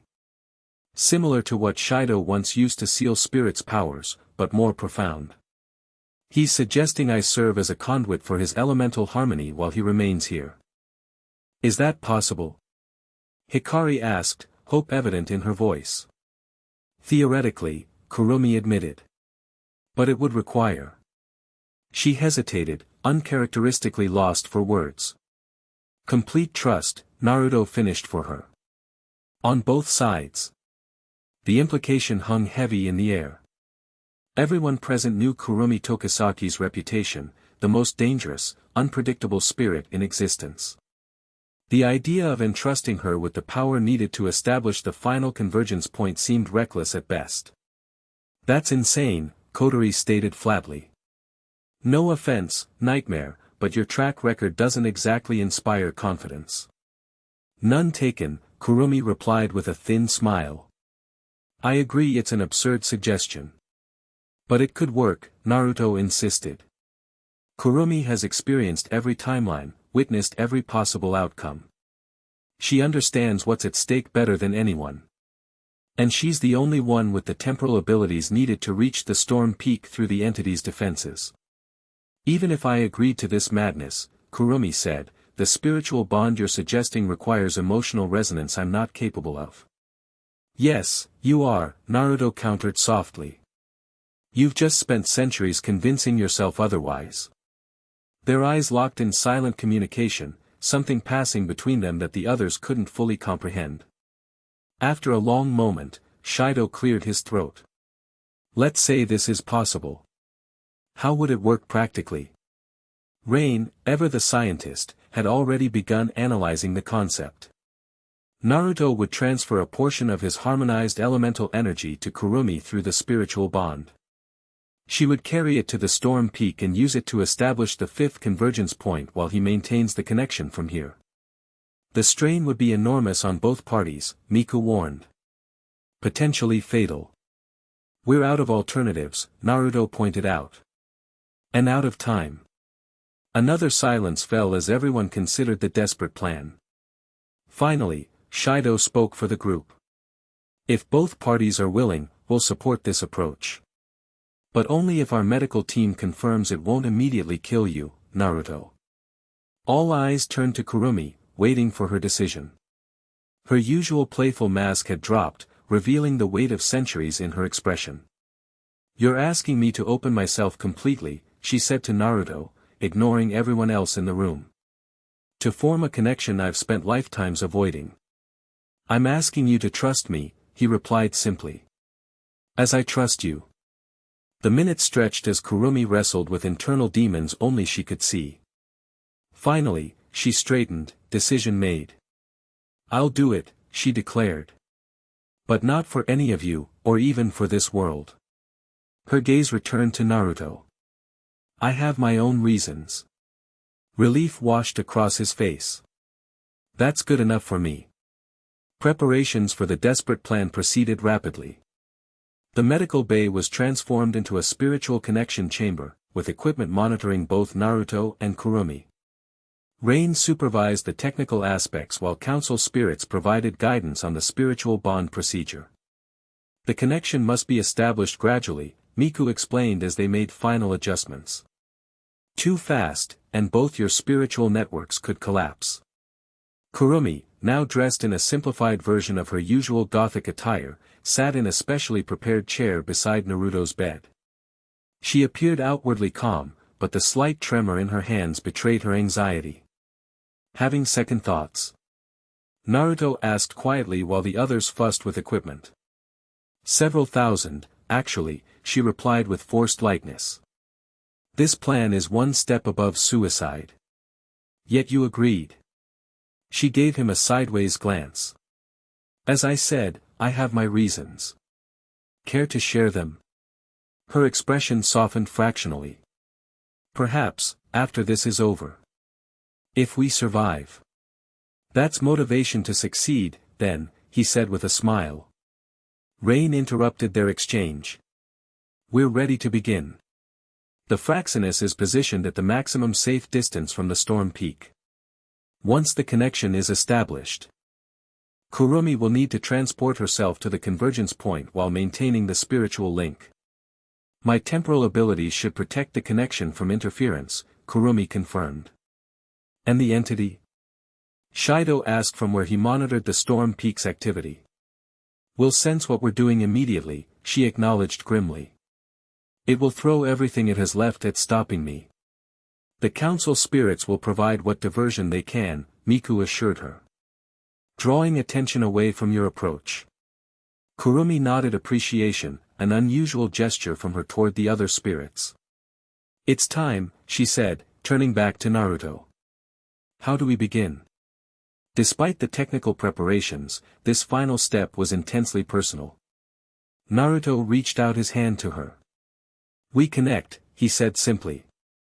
"Mind to mind, spirit to spirit."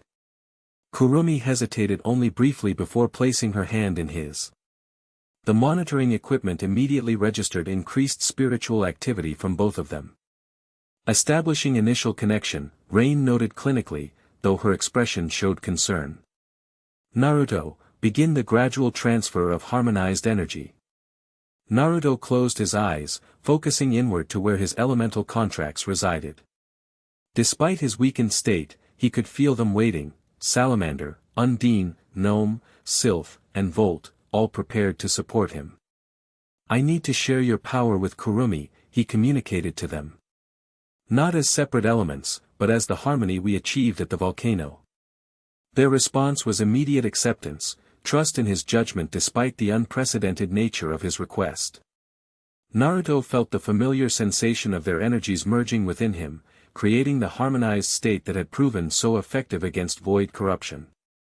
As the harmonization stabilized, he focused on the physical connection with Kurumi, their joined hands becoming a conduit for spiritual energy. Gradually, carefully, he began to transfer a portion of the harmonized power to her. The effect was visible to everyone in the room. Multicolored light flowed from Naruto to Kurumi, surrounding both in a soft glow that shifted through elemental colors in perfect sequence. The monitoring equipment showed their spiritual networks beginning to synchronize, creating patterns neither had exhibited individually. Kurumi gasped as the elemental energy entered her system. For a spirit accustomed only to temporal manipulation, the sudden influx of fire, water, earth, air, and lightning was overwhelming. Too much. Naruto asked, prepared to slow the transfer. No, she breathed, eyes wide with wonder. It's beautiful.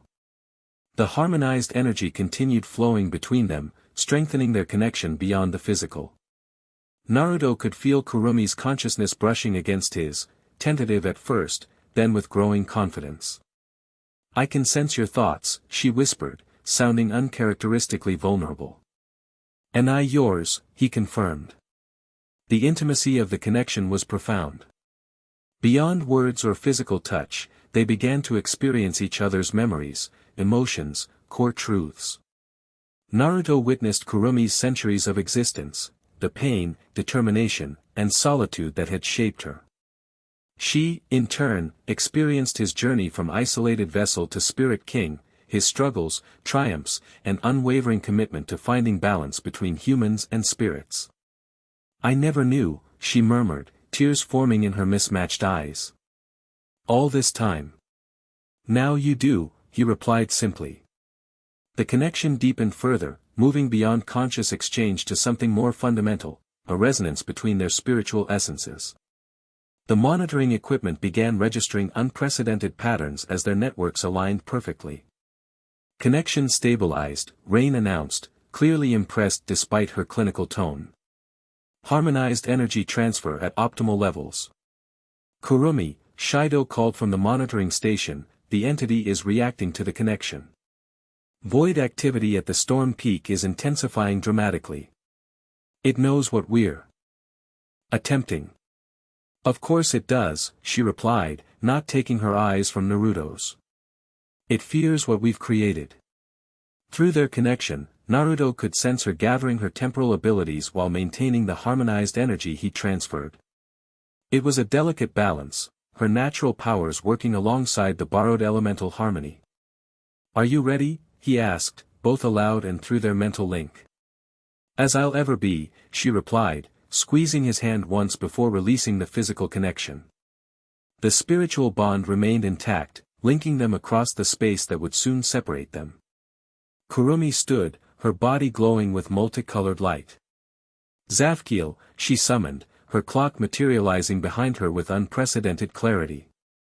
The hand spun rapidly, stopping at positions Naruto recognized as her teleportation configuration. The Storm Peak convergence is 27 kilometers northeast, Shido provided.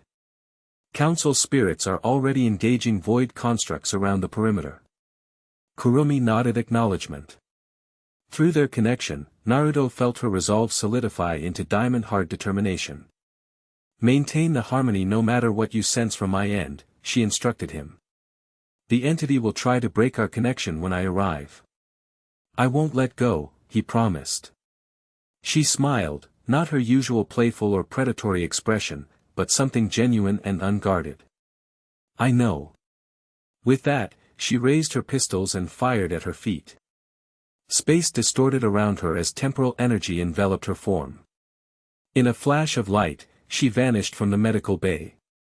Naruto felt the distance open between them immediately, their spiritual connection stretching like an elastic band. Through the bond, he could sense Kurumi's journey, brief glimpses of her surroundings as she teleported in rapid succession toward the storm peak. Connection holding, Rain reported, watching the monitors closely. Distance strain within acceptable parameters. On the main display, satellite imagery showed the storm peak, a mountain summit perpetually surrounded by thunderclouds. Even from orbit, the void corruption was visible as an unnatural darkness spreading through the storm system. Lightning flashed continuously, but with a purple-black tint that betrayed its corrupted nature. Through his connection with Kurumi, Naruto felt her final teleportation bringing her to the edge of the corrupted zone.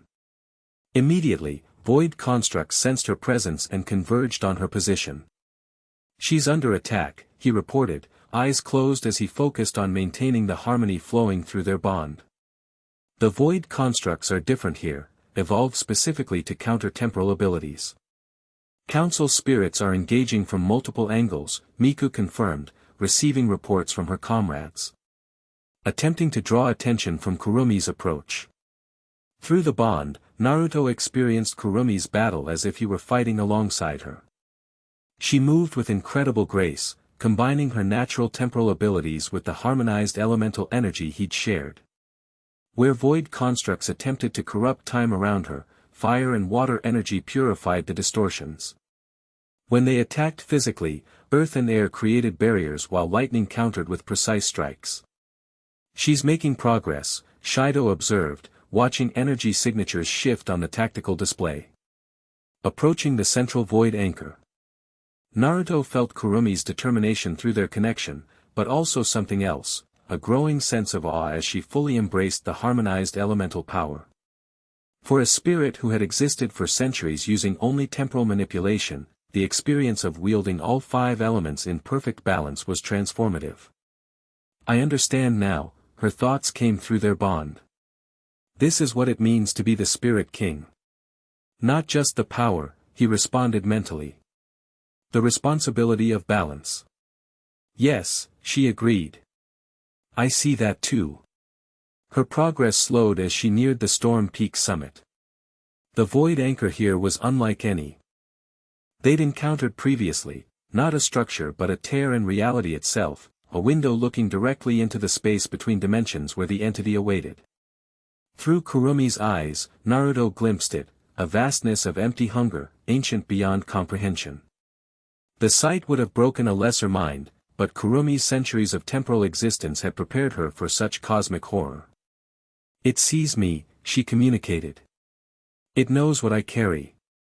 Indeed, the void beyond the tear seemed to focus on her, malevolent awareness concentrating into hate. The storm around the peak intensified dramatically, corrupted lightning striking at Kurumi from all directions. She dodged with temporal shifts, but each teleportation drained her reserves. The harmonized energy protected her from corruption, but maintaining both it and her natural abilities was taking its toll. "I need to get closer," she sent through their connection. "The convergence point must be established directly before the tear." "The council spirits can't reach you there," came Miku's voice through Kurumi's communication device. "The void defenses are too strong." "They don't need to," Kurumi replied aloud. "I have what I need." Through their bond, Naruto felt her gathering herself for one final push.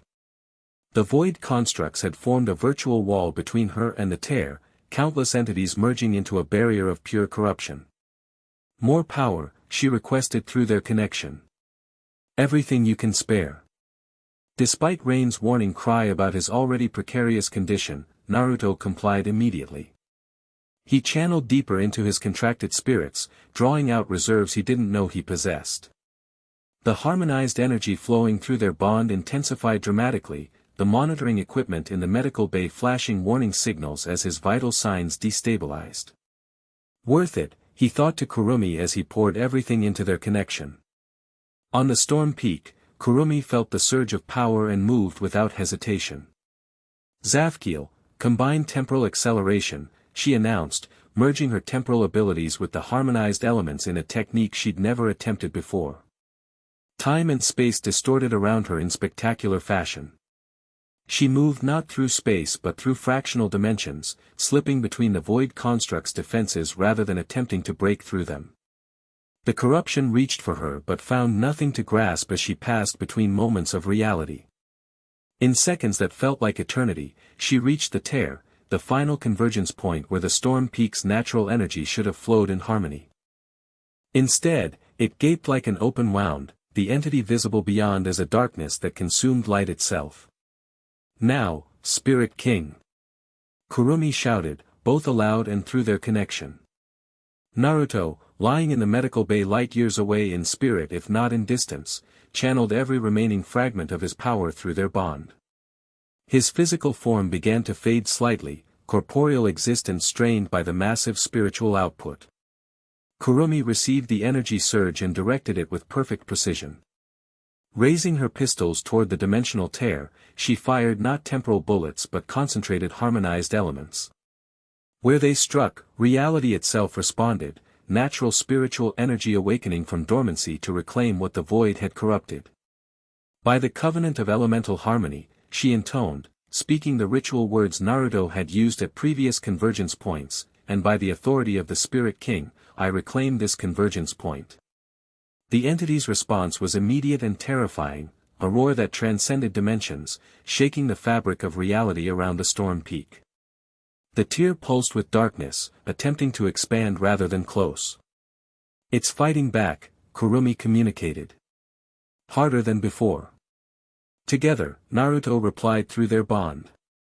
Not just power, but purpose. Understanding flowed between them.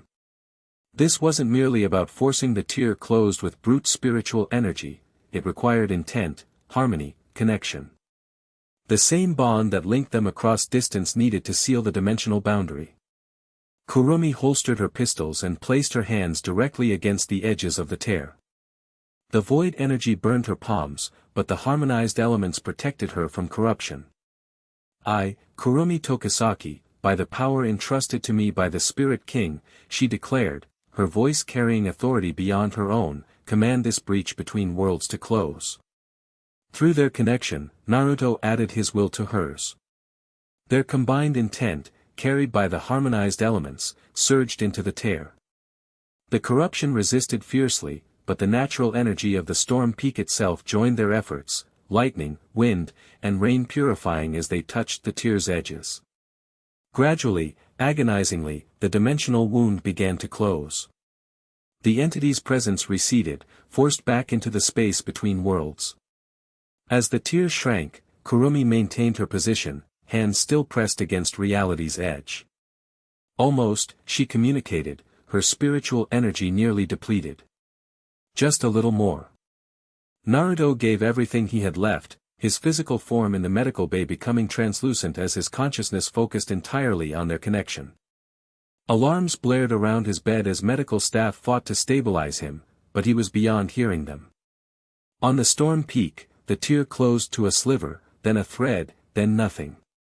In its place formed a crystal spire like the previous four but uniquely reflective of its location, swirling with internal lightning in perpetual motion, blues and whites predominating with veins of silver throughout.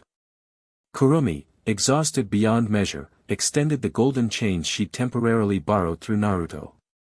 They plunged into the newly formed convergence point, establishing the fifth and final pillar of their barrier. As the chains connected, energy pulsed outward in four directions, linking to the mountain, coastal, desert, and volcano formations. The complete circuit created a resonance that spread across the entire region, 5 points of perfect elemental harmony, creating not just a barrier but a foundation for a new relationship between spirits and the physical world. "It's done," Kurumi whispered, both aloud and through their connection.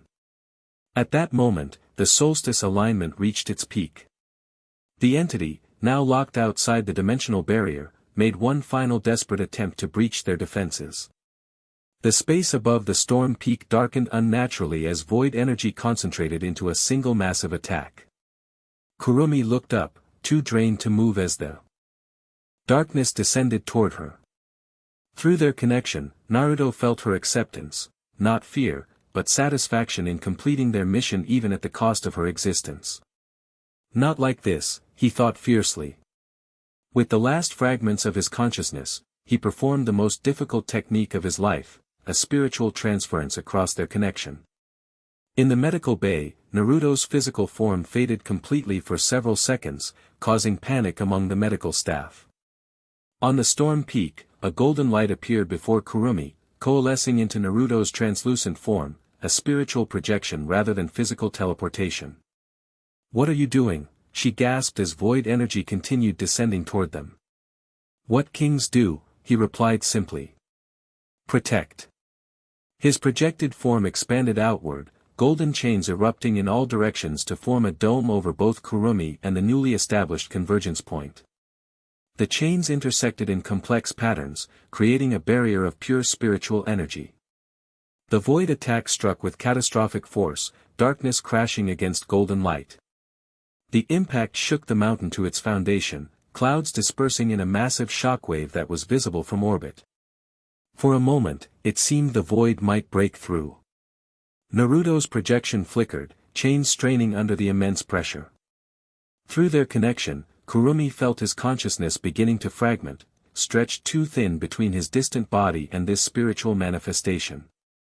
"Naruto," she cried, reaching toward his fading form. Don't you dare sacrifice yourself. Not sacrificing, he managed through their weakening bond. Just believing. As his words reached her, something unexpected happened.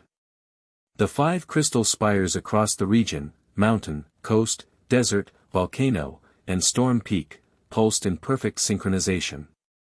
Energy flowed from each into their connected barrier, strengthening the golden chains beyond what Naruto alone could maintain. The harmony they had established was responding, not just blocking the void, but actively pushing it back. The convergence points they had created weren't merely passive barriers but living systems that adapted and responded to threats. The void attack dispersed against this combined defense, darkness scattering into harmless fragments that dissipated in the purified atmosphere. Above the storm peak, the sky cleared completely for the first time in centuries, revealing stars untainted by corruption. As the immediate danger passed, Naruto's projection began to fade, his consciousness pulled back toward his physical form. "Stay with me," Kurumi pleaded, reaching for him. "Always will," he promised as his image dissolved into particles of golden light. Through our connection. The projection disappeared completely, but the spiritual bond between them remained, faint but unbroken. Through it, Kurumi felt Naruto's consciousness return to his body aboard the Fraxinus, stabilizing as medical staff worked frantically to support his return. She collapsed to her knees beside the crystal spire, exhausted but victorious. Above her, the clear sky showed no trace of the entity's presence, only stars, uncountable and perfect. "We did it," she whispered to their bond, unsure if he could still hear her across the distance. "We actually did it." Faintly, like an echo across vast space, came his response, "Never doubted we would." 3 days later, Naruto stood at the observation deck of the Fraxinus, watching Earth below. His recovery had been remarkably rapid once the 5 convergence points stabilized, their harmonized energy creating a network that strengthened all spiritual activity within their boundary, including his own contracted spirits. "The readings are unprecedented," Rain reported, joining him at the window with a tablet displaying complex energy patterns. "The barrier network isn't just blocking dimensional intrusions, it's actively purifying spiritual energy throughout the region. Spirit manifestations have decreased by 87%.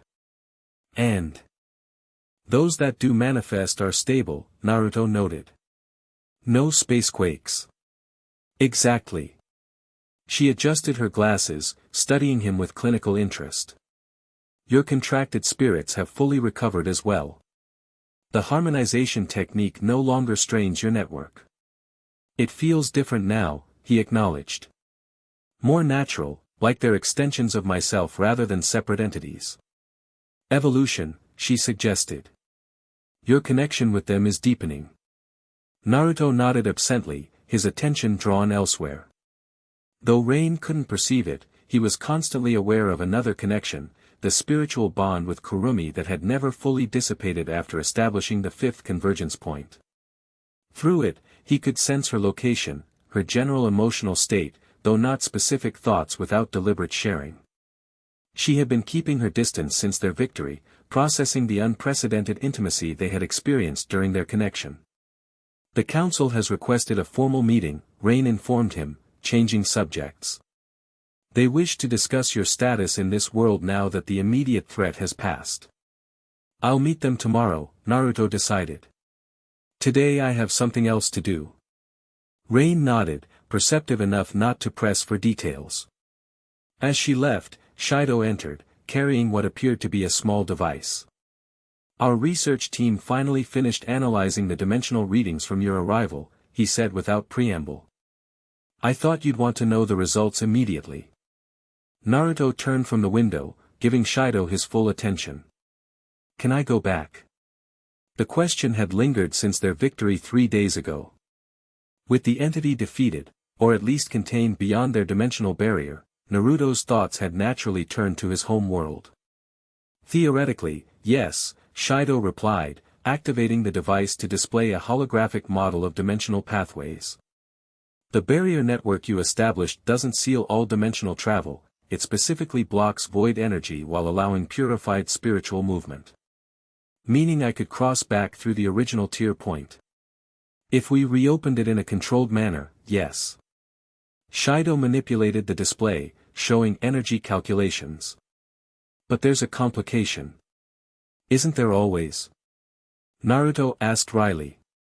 The barrier network is maintained through your spiritual signature, Shido explained. Your elemental contracts provide the template for the harmony sustaining all 5 convergence points. If you leave this dimension entirely, the barrier might collapse, Naruto finished the thought. Leaving this world vulnerable again. We don't know for certain, Shido admitted. But the risk exists. Naruto turned back to the window, conflicting emotions evident in his expression.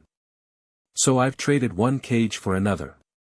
Instead of being bound to Konoha as a Jinchuriki, I'm bound to this dimension as the Spirit King. I wouldn't call it a cage, Shido countered gently. The spirits here view you as something approaching divine. The humans who know of your existence consider you a savior. You have freedom to act as you choose within this world. Except the freedom to leave, Naruto noted without bitterness, just acknowledgement. For what it's worth, Shido said after a moment, I believe you've done more good here in weeks than many do in lifetimes. The harmony you've established between spirits and this world is unprecedented. Naruto appreciated the sentiment but found himself searching the bond he shared with Kurumi. Her emotional state had shifted, she was aware of the conversation somehow, her feelings a complex mix of concern, relief, and something deeper he couldn't quite name. Thank you for telling me, Naruto said to Shido. I need some time to think. After Shido departed, Naruto remained at the window for several minutes, then made a decision. Reaching through his bond with Kurumi, he sent a simple message, we need to talk. The Cherry Blossom Park. 1 hour. Her reply came not in words but in feeling, acknowledgement, with underlying nervousness that was so uncharacteristic of her usual confidence that it made him smile. The Cherry Blossom Park sat on a hillside overlooking Tenga City. Though not the season for full bloom, a few early flowers had appeared, perhaps influenced by the purified spiritual energy now flowing through the region. Naruto arrived first, finding a bench with a view of both the city and the distant mountain where their journey had begun. He could see the crystal spire at its peak, a faint glimmer of multicolored light visible even at this distance. The other 4 convergence points formed a rough circle around the region, their energy connecting in a network that rippled occasionally with harmonized pulses. Admiring your handiwork? Kurumi's voice came from behind him. He turned to find her standing there, still in her gothic outfit, but somehow softer around the edges. Her mismatched eyes held the same intensity, but the perpetual guardedness had diminished. Our handiwork, he corrected. I couldn't have done it without you. She approached and sat beside him, leaving careful space between them. Shido told you about the dimensional analysis. You knew already. I have my sources, she replied with a hint of her old mysterious smile. And I felt your reaction through our bond. Naruto nodded, looking out over the city again. So I have a choice to make. Do you? She asked quietly. It seems rather clear-cut to me. Leave and potentially doom this world, or stay and protect what you've built. There's always another option, he said. That's something I've learned over time. Such as finding a way to maintain the barrier network without my physical presence. He turned to face her directly. Through a proxy, perhaps. Kurumi's eyes widened slightly as she understood his implication. You mean me? Our spiritual bond remains intact, he pointed out. Even now, I can sense your emotions, your location. During the 5th convergence point, you channeled my harmonized elemental energy perfectly. Temporarily, she cautioned. Under extreme circumstances. But it worked, he pressed. And with proper preparation, a more permanent transfer might be possible. You could maintain the barrier network while I return home. Kurumi was silent for a long moment, complex emotions flowing through their bond, too many to untangle completely. Why would you trust me with that responsibility? She finally asked. You know what I am, what I've done across countless timelines. I know exactly who you are, Naruto corrected gently. I experienced your memories, your motivations. Everything you did was to prevent the entity's victory, to save your world however you could. By any means necessary, she reminded him. Including methods you would find abhorrent. The past is the past, he said. I'm interested in the future. She laughed softly, but without her usual edge. The future. How ironic, coming from someone talking to a time traveler. Speaking of which, Naruto continued, there's something I've been wondering. In all your temporal jumps, all your efforts to stop the entity, did you ever encounter another spirit king? The question caught her off guard. Through their bond, he sensed a flutter of something like embarrassment. No, she admitted. In all the timelines I experienced, you never arrived. She hesitated, then added, that's why this timeline felt different from the beginning. Your arrival was unprecedented. Which means what happened between us was unprecedented too, Naruto observed. Kurumi looked away, but not before he caught a glimpse of vulnerability in her expression. If you're asking whether our connection influenced my judgment, I'm not asking that, he interrupted gently. I'm asking if it matters to you. If I matter to you. The directness of the question left her momentarily speechless. Through their bond, Naruto felt her internal struggle, centuries of self-protection warring against the undeniable reality of what they now shared. You know the answer, she finally said, barely above a whisper. I'd like to hear it anyway, he pressed. Kurumi met his gaze, something profound and unguarded in her mismatched eyes. Yes, she admitted. You matter to me, Naruto Uzumaki. More than I thought possible after so many lifetimes alone. The confession hung between them, changing everything and nothing simultaneously. Naruto reached across the space separating them, taking her hand in his. The touch intensified their bond, emotions flowing freely between them. That's why I trust you with this responsibility, he said. Not just because you're capable, but because you care, about this world, about the future. About us. And if I accept this transfer of power, she asked. If I become the caretaker of the barrier network? Then I'll return home to complete unfinished business there, he replied. To make sure the catastrophe that sent me here won't happen again. And then? The question contained layers of meaning only their bond could fully convey. Naruto smiled, squeezing her hand gently. And then I'll come back. Because some connections transcend dimensions. Through their bond, he felt her happiness, tentative but genuine, like a flower long denied sunlight finally beginning to bloom. How would we perform this transfer, she asked, practical despite the emotional undercurrent. The same way we established the fifth convergence point, Naruto explained. Through our spiritual bond, but more deliberately, with proper preparation. Once completed, you would carry a permanent portion of my harmonized elemental energy, enough to maintain the barrier network. And you would retain enough to return home safely? Yes. My contracted spirits would remain with me, but their harmonized essence would exist in both places simultaneously, connected through our bond.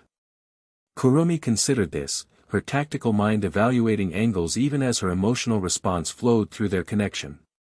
It could work, she finally conceded. But it would require the cooperation of the council, Ratatosk, and your elemental spirits. Already working on it, Naruto admitted. Shido is speaking with the council now. My spirits agreed the moment I proposed it. She raised an eyebrow. You were quite confident in my answer. Not confident, he corrected. Hopeful. The distinction pleased her, a warm pulse of emotion flowing through their bond. She looked out at the distant convergence points, considering the future they represented.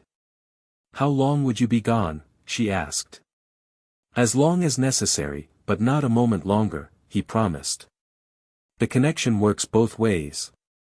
I'll always be able to find my way back to you. Kurumi turned to him, vulnerability and strength balanced perfectly in her expression. Then yes. Spirit King. I accept this responsibility and everything it entails. Naruto's smile widened. He leaned forward, closing the remaining distance between them. Their lips met in a kiss that deepened their spiritual bond further, elemental energy harmonizing between them in a visible aura of multicolored light. When they finally separated, the cherry blossoms around them had fully bloomed, responding to the harmonized spiritual energy their connection generated. "That's new," Kurumi observed, looking at the suddenly flowering trees. "Just the beginning," Naruto replied, their hands still joined. "The real harmony is yet to come." 2 weeks later, preparations were complete. The ritual site had been established at the original location where Naruto had first arrived in this world, the dimensional fabric still thinnest at that point. Representatives from all factions were present, Ratatoskr with their technical equipment, the council with their spiritual expertise, and AST as reluctant but necessary security. At the center stood Naruto and Kurumi, hands joined as technicians made final adjustments to the equipment monitoring their spiritual networks. "Energy synchronization at optimal levels," Rain reported. "The harmonization transfer can proceed when ready." Shido approached them, nodding respectfully to Naruto. "The dimensional tear can be reopened precisely for 90 seconds once the transfer is complete." "Are you certain about this?" "More certain than I've been about anything," Naruto confirmed. Miku stepped forward as the council's representative. "The spirits of this world acknowledge your contribution, Spirit King, and accept Kurumi Tokisaki as your designated caretaker for the barrier network." She bowed formally. "May harmony prevail in your absence." With the formalities complete, the area was cleared, leaving only Naruto and Kurumi at the center of the ritual circle. The 5 convergence points visible in the distance pulsed in anticipation, sensitive to the impending change in their foundation. "Having second thoughts?" Kurumi asked, echoing his question from weeks earlier. "Not a one," he replied confidently. "You." Through their bond, he felt her complete certainty, a stark contrast to her usual calculated ambiguity. "I've lived countless lifetimes seeking purpose," she said quietly. "I've finally found one worth embracing. Then let's begin." They stood facing each other, both hands joined now. Naruto closed his eyes, reaching deep within to where his elemental contracts resided. This time, the harmonization came easily, Salamander, Undine, Gnome, Sylph, and Volt merging their essences without strain or resistance. As the harmonized energy filled him, Naruto opened the spiritual bond with Kurumi completely. Unlike their previous connection during the 5th convergence point, this transfer was deliberate, controlled, a permanent sharing rather than a temporary channel. Multicolored light surrounded them both, spinning in a vortex that reflected each elemental essence in perfect sequence. Those watching saw the energy flow primarily from Naruto to Kurumi, but with reciprocal currents returning, her temporal essence mixing with his elemental harmony to create something entirely new. By the covenant of elemental harmony, Naruto intoned formally, "I, Naruto Uzumaki, Spirit King, entrust a portion of my essence to Kurumi Tokisaki, that she may maintain the barrier of 5 convergences in my absence." "I, Kurumi Tokisaki," she responded, her voice resonating with newfound power, "accept this trust and responsibility, binding myself to the harmony of elements until your return." The vortex of energy intensified, lifting them slightly off the ground as the transfer reached its peak. The 5 distant convergence points responded, each sending a beam of light that intersected directly above them. At that moment of perfect connection, the transfer completed. The vortex collapsed inward, energy settling into both of them in balanced measure. As their feet touched ground again, the visible manifestation faded. But the internal change remained. Kurumi now carried a permanent portion of the harmonized elemental energy, while Naruto retained enough to maintain his own abilities. "It worked," Rain announced, checking her instruments. "Stable energy distribution in both subjects. The barrier network has accepted the transfer of authority." Indeed, the 5 convergence points now pulsed in rhythm with both their spiritual signatures rather than just Naruto's. The barrier remained intact, perhaps even stronger for having dual anchors. How do you feel? Naruto asked Kurumi through their now permanent bond. Complete, she replied, wonder evident in her mental voice. I can feel everything, the elements, the convergence points, the spiritual fabric of this world. And now you're its guardian, he said with something went wrong with this response, please try again. Proceed onward to the next chapter. The end. Thank you for watching this video. Please be sure to subscribe to our channel and like this video.